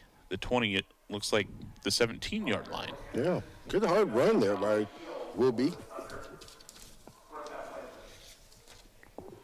You saw a little run there at the end of the first half of the game. It looks like we will probably. I'll be surprised if we see Hodges or anybody like that again for the rest of the game. Yeah, I mean, Terrence Sarion is still on the field, so he's a starter from the first half.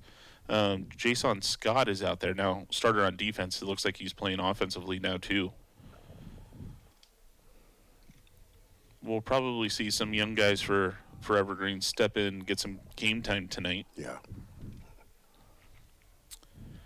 Another handoff to Woodby. Woodby up the middle. Oh, my goodness. Runs Look at that over run. the linebacker.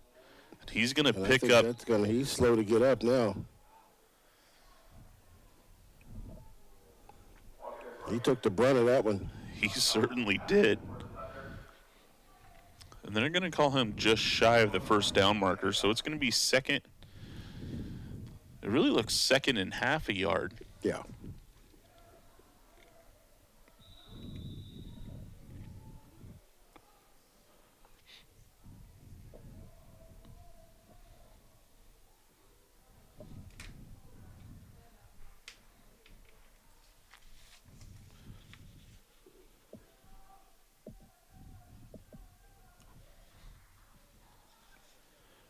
Roop hands this one off to Woodby once again. Woodby makes his way around the outside into the end zone for a touchdown. There's a flag on the play. So we'll see if this is a holding call and coming back. It looks like it may be the case.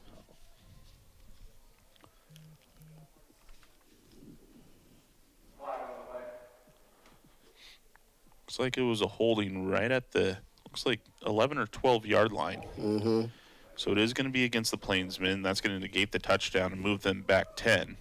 Well, I tell you what, on this paper, on the roster here, as Woodby at 5'8", 155 pounds. He does not run like he only weighs 155 pounds. No, not at all. Not at all. That was a hard run that young man just had.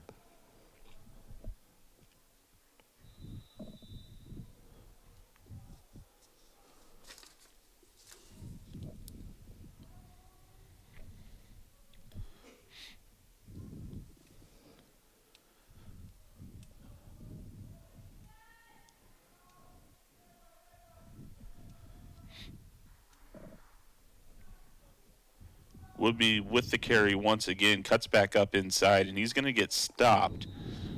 Looks like he's going to pick up about 2 yards. That brings it to 3rd and 7.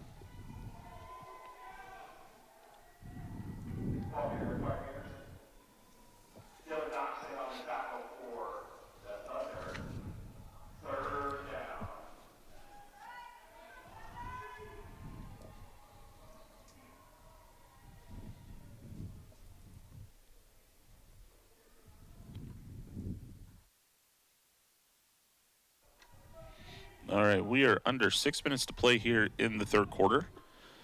Braden Roop in at quarterback. Hands this one off to Woodby once again for the 4th time in a row. Woodby's going to get another 2 out of it. And that brings up 4th and 5.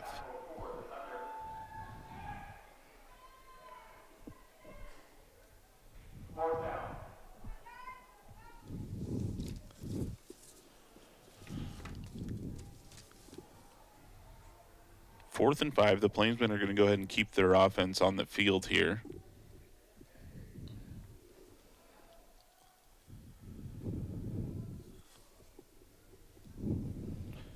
The receiving set for the Plainsmen, Jason Scott, Terrence Sarion, and Boogie Ing. Oh, looks like we're going to have movement here against Evergreen Plainsmen. Yeah, it's going to be a false start. That's going to back them up 5, bring up 4th and 9. Now, see, this is the type of stuff that drives a coach crazy. I mean, obviously they're going to win this game, but going into the playoffs, you don't want these type of mistakes. Right.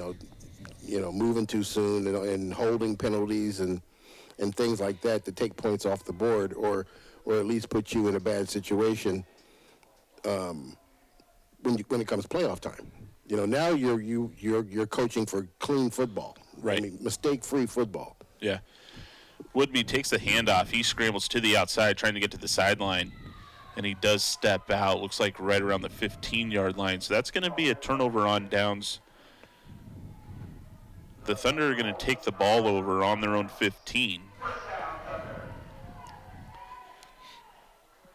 Yeah, I mean, to kind of piggyback off what you said, Coach, is, this is for the Plainsmen, this is no longer about winning the game, right? It's about how do you stay focused and how do you keep your concentration in moments like this, because it will play out as you get deeper into the playoffs, and how do you build on that?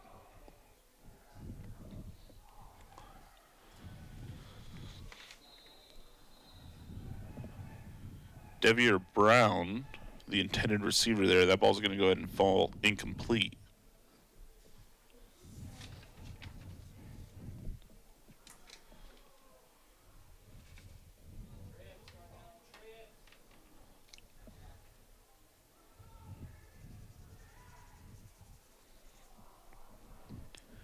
Cashton Leckie, quarterback, takes the snap. He rolls out to his right. Looking downfield, he's got a receiver.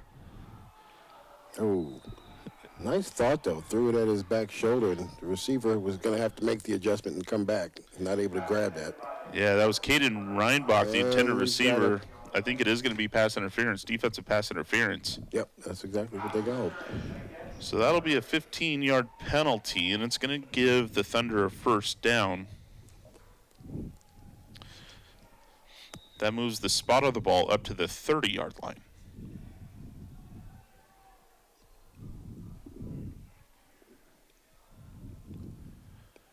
Leckie rolls out to his right, looking downfield again, trying to target Reinbach. Reinbach comes up with it this time, and that's a big first down and a big reception for the wide receiver. That moves the Thunder inside Plainsman territory, and here's a good look at this replay.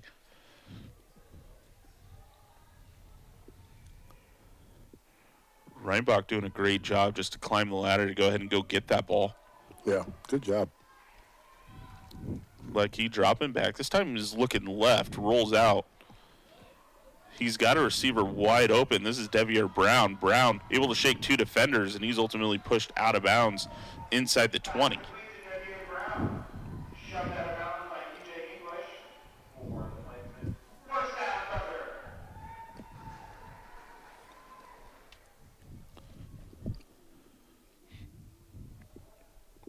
Replay here of the Ledkey to Brown connection. This time Leckie fires one off to his right inside the end zone. That's going to fall incomplete. Intended receiver there was Reinbach once again.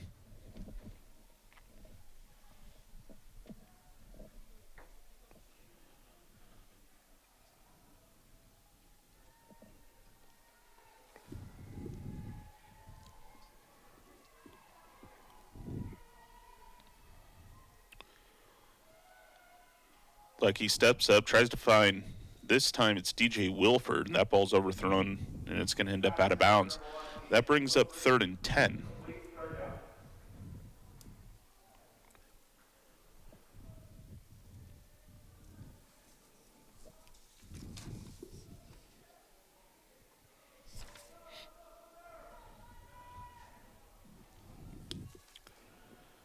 Like he looks to his left.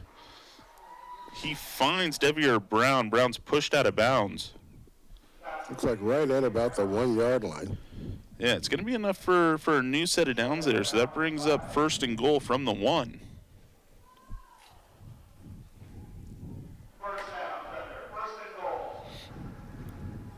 And the Thunder are rushing, but they're not going to be able to get a snap off before the end of the 3rd quarter. So we're going to go ahead and switch sides here as we move into the 4th. The Plainsmen leading this one 51-6 with the Thunder knocking on the door. Yeah, that was a quick quarter, wasn't it? That was a quick quarter. Quick 12 minutes. Now, if the Thunder are able to go ahead and get into the end zone here, that is going to pause the mercy rule as it brings them within 40. So the Thunder will have 4 attempts from the 1.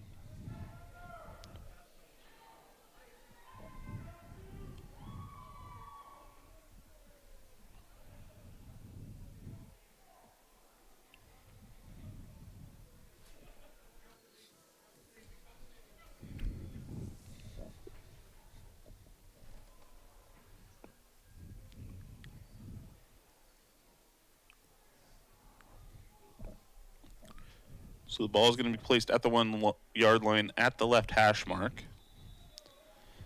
Ledke's got Sean Schaff lined up just to his left.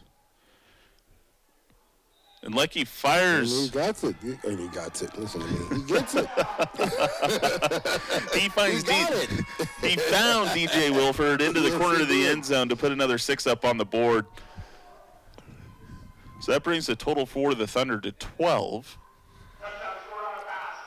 On their first touchdown, they did go. They opted for the 2-point conversion over the extra point. So we'll see if they do the same here.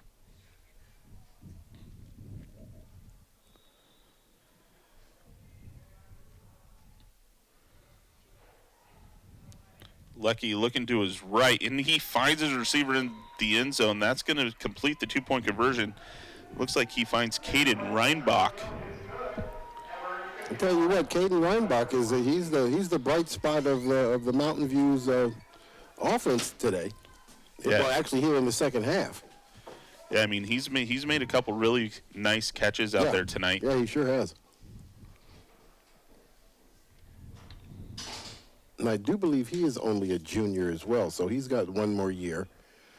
That was a great look there of the touchdown to DJ Wilford. Catching it right over his shoulder.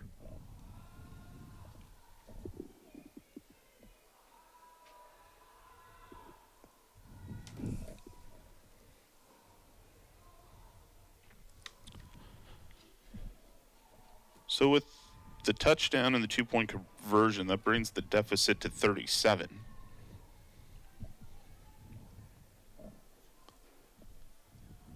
Charlie Hill, the kicker for the Thunder, getting ready to go ahead and kick this one off.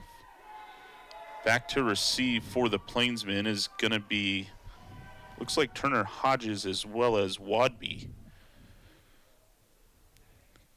This one's kicked on the ground. It's picked up by Turner Hodges. Hodges makes his way towards the center of the field. He finds a corner. He needs to pick up a block. He cuts back up inside, only the kicker to beat, and he breaks him off to the right. He's making his way towards the other side, and this is going to be a kickoff return for a touchdown for the Plainsmen. My goodness. Runs that all the way back.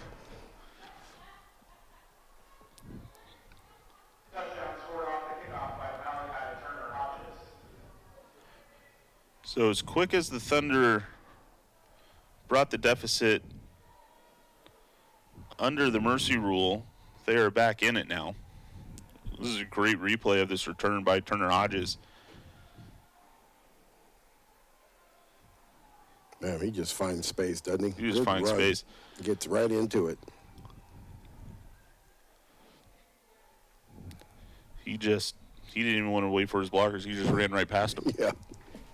Because I don't need you guys. I'm good.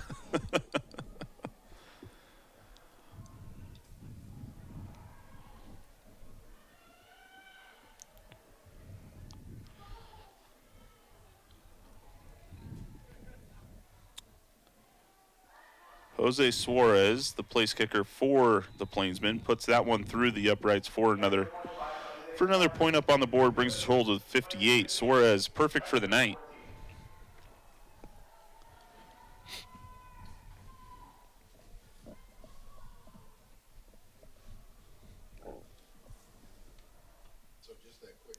Just that quick, we are back in the 40. We're within the 40. We're back to a running clock as soon as this ball's kicked off.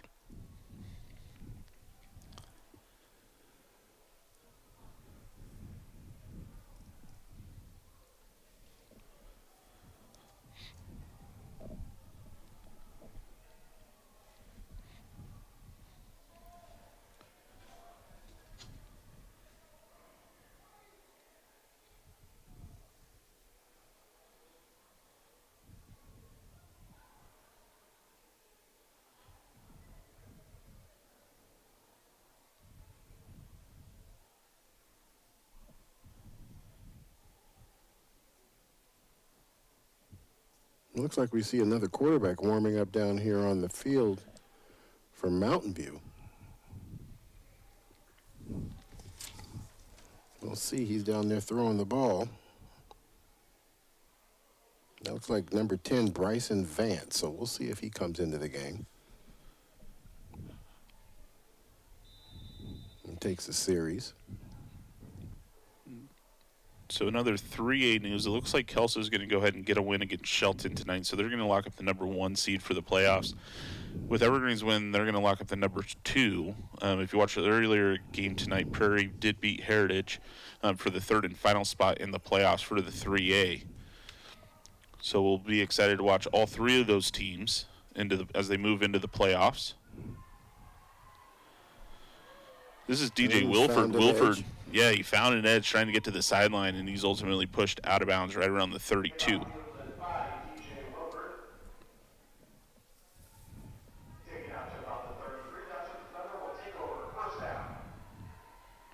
And it does look like they are going to change quarterbacks.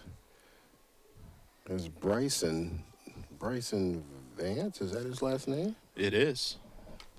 Is in the huddle. So Vance, a 6', 175-pound senior, takes over for the Thunder.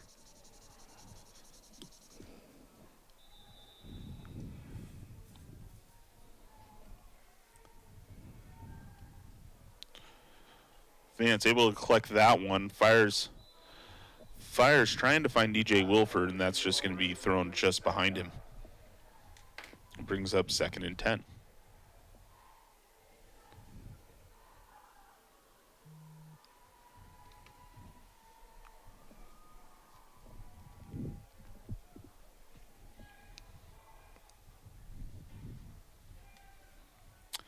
Vance steps up, tries to find Wilford once again, and that's going to fall through Wilford's hands. Being complete. Looks like we have a player down. Looks like it might be a cramp the way he's holding his leg. Yeah. Don't want to speculate, but that's what it looks like. Don't want to speculate, but I will. How's that? That's what I don't want to speculate, but I'm gonna.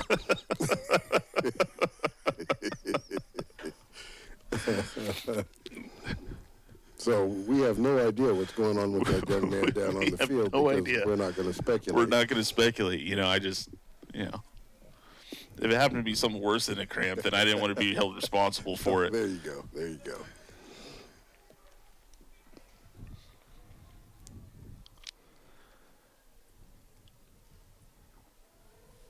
Well, it looks like they bring Vance out here, and he's throwing it right out of the gate. So looks like he just needs to probably settle down a little bit and kind of zero in on his target. Both of them were high.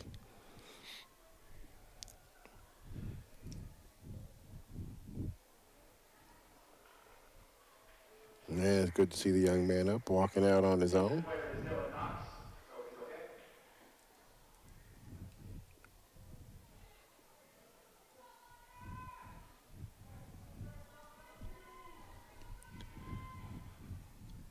All right, so we're looking at 3rd and 10 after 2 incomplete passes. Bryson Vance at quarterback for the Thunder.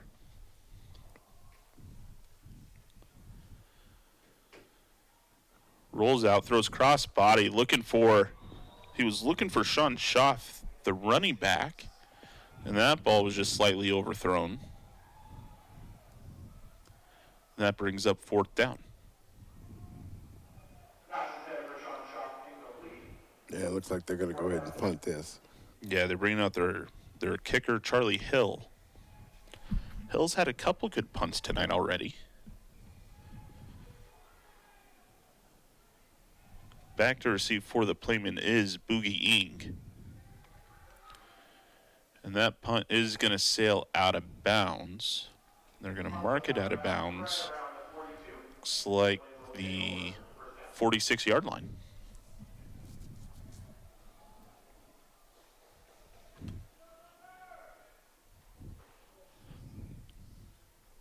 So Mountain View brings in a new quarterback here and goes 4 and out. Well, 3 and out.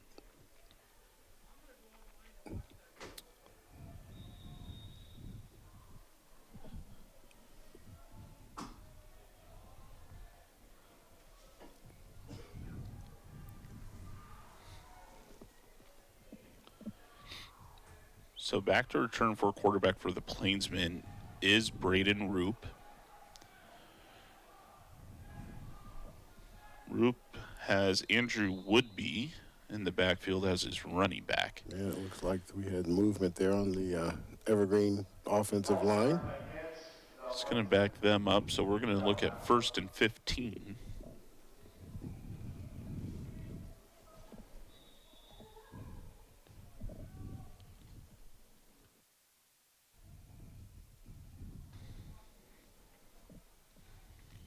Roop hands this one off to Woodby. Woodby finds his way through the middle, and he's going to pick up about 8. Takes it to the 49-yard line. Good run there by Woodby. Downhill, taking on contact, falling forward. Always the way you like to see a good running back run.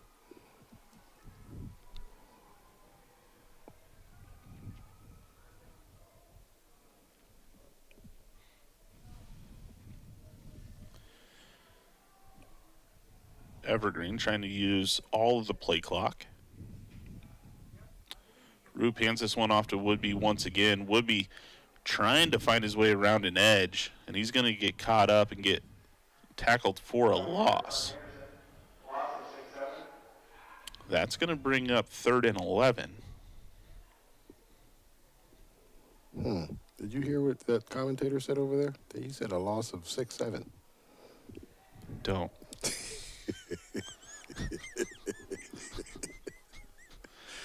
You know, if there's any kids watching this at home, they are going nuts right now. I know, right? I couldn't let it slide. I heard him say it. 3rd and 11.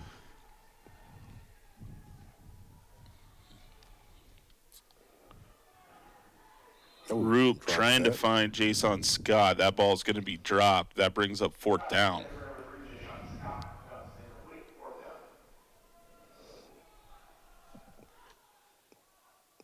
And it looks like Evergreen's going to bring out their punt team now.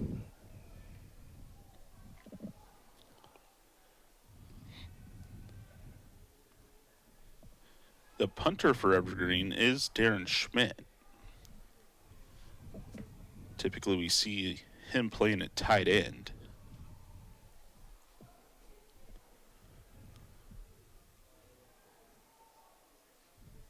It's like the Plainsmen need one more, and I don't think they're going to be able to get this off before the play clock hits 0. So it is going to be delay a game. That's going to back them up 5 more.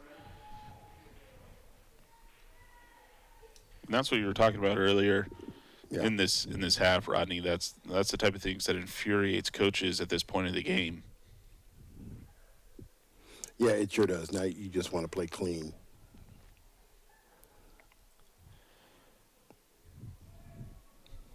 Perez gets a great punt off. That's going to bounce.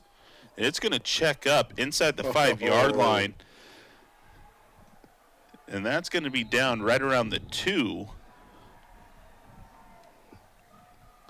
Yep, they thought it was going to roll into the end zone, and it died right there. Yeah, great punt there by Darren Schmidt.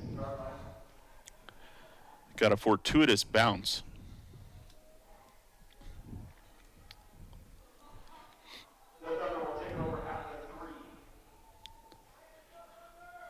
So the Thunder are going to go ahead and start their possession here on the 3-yard line. It is Bryson Vance at quarterback for the Thunder.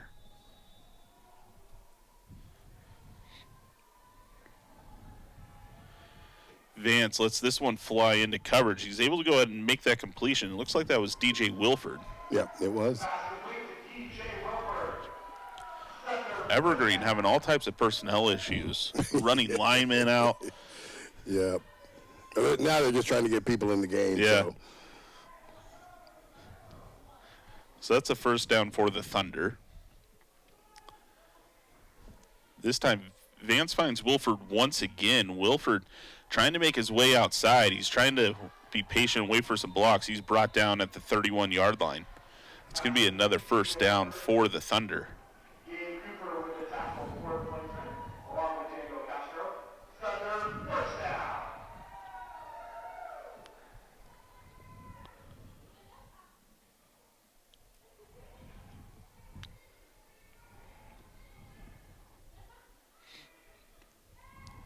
Vance finds his receiver in the flat. Not going to be able to make a whole bunch out of that. He picks up around 2. This time, the receiver was Devier Brown.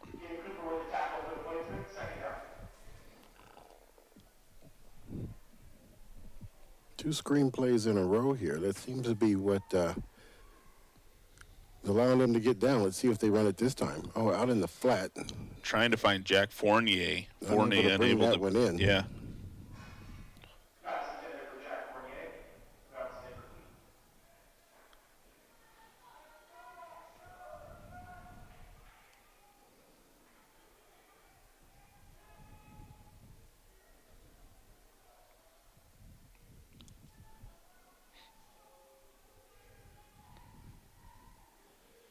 Vance fakes the handoff. He's looking downfield. He's got all the time in the world. He rolls out to his left, and he's going to throw that one away, and it's going to fall incomplete.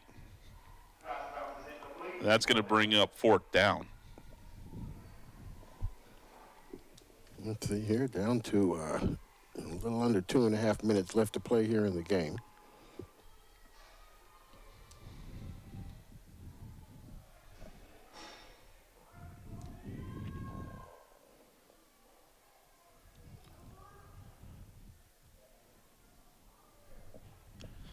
Vance facing 4th and 7.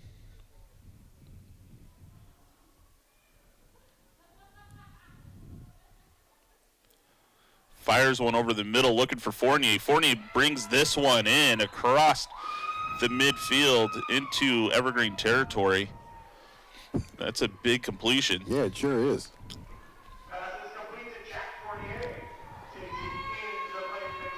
Fans certainly excited about that one. Yes, they sure are.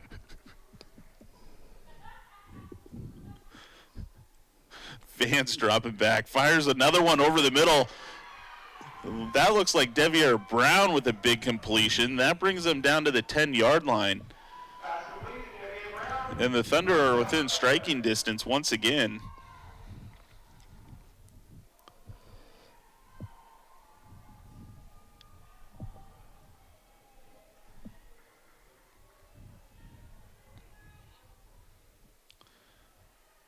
Vance looks. Corner. He's gonna. Almost picked off. Almost picked off. That brings up 2nd down. There's 40 seconds and counting left in this football game. We may get 1 or 2 more plays left here. Vance looking towards the end zone, rolls out to his right. Fires one to the corner, and that's going to fall incomplete. That's going to bring up 3rd down. Clock's running. The Thunder are hustling to run one more final play here before the clock strikes 0. They do get it off. Vance finds it over the end zone. That is Fournier with the touchdown. Fournier getting popped as he catches that one. With no time left on the clock. No time left on the clock. You go. If you're going to score, take it like that. He did take a big hit, but he didn't fumble the ball, so good job.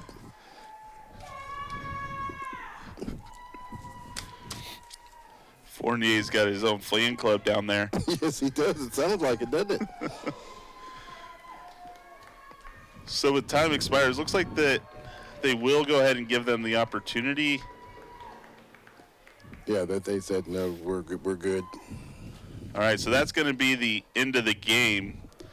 Final score, Evergreen Plainsmen 58 over the Thunder of Mountain View 20. That's going to bring an end to our broadcast season here at McKenzie Stadium for EPS Sports. I just want to say thank you to all of our listeners and watchers out there. For those of you on Comcast Channel 328 and on the YouTube channel for Evergreen Public Schools, we appreciate you. It's been a wonderful year. Can't wait to see you guys for basketball season and next year in football. So stay safe out there. Good luck to all those teams in the playoffs. For Ryan Vassbinder, Rodney Lawrence, have a great night.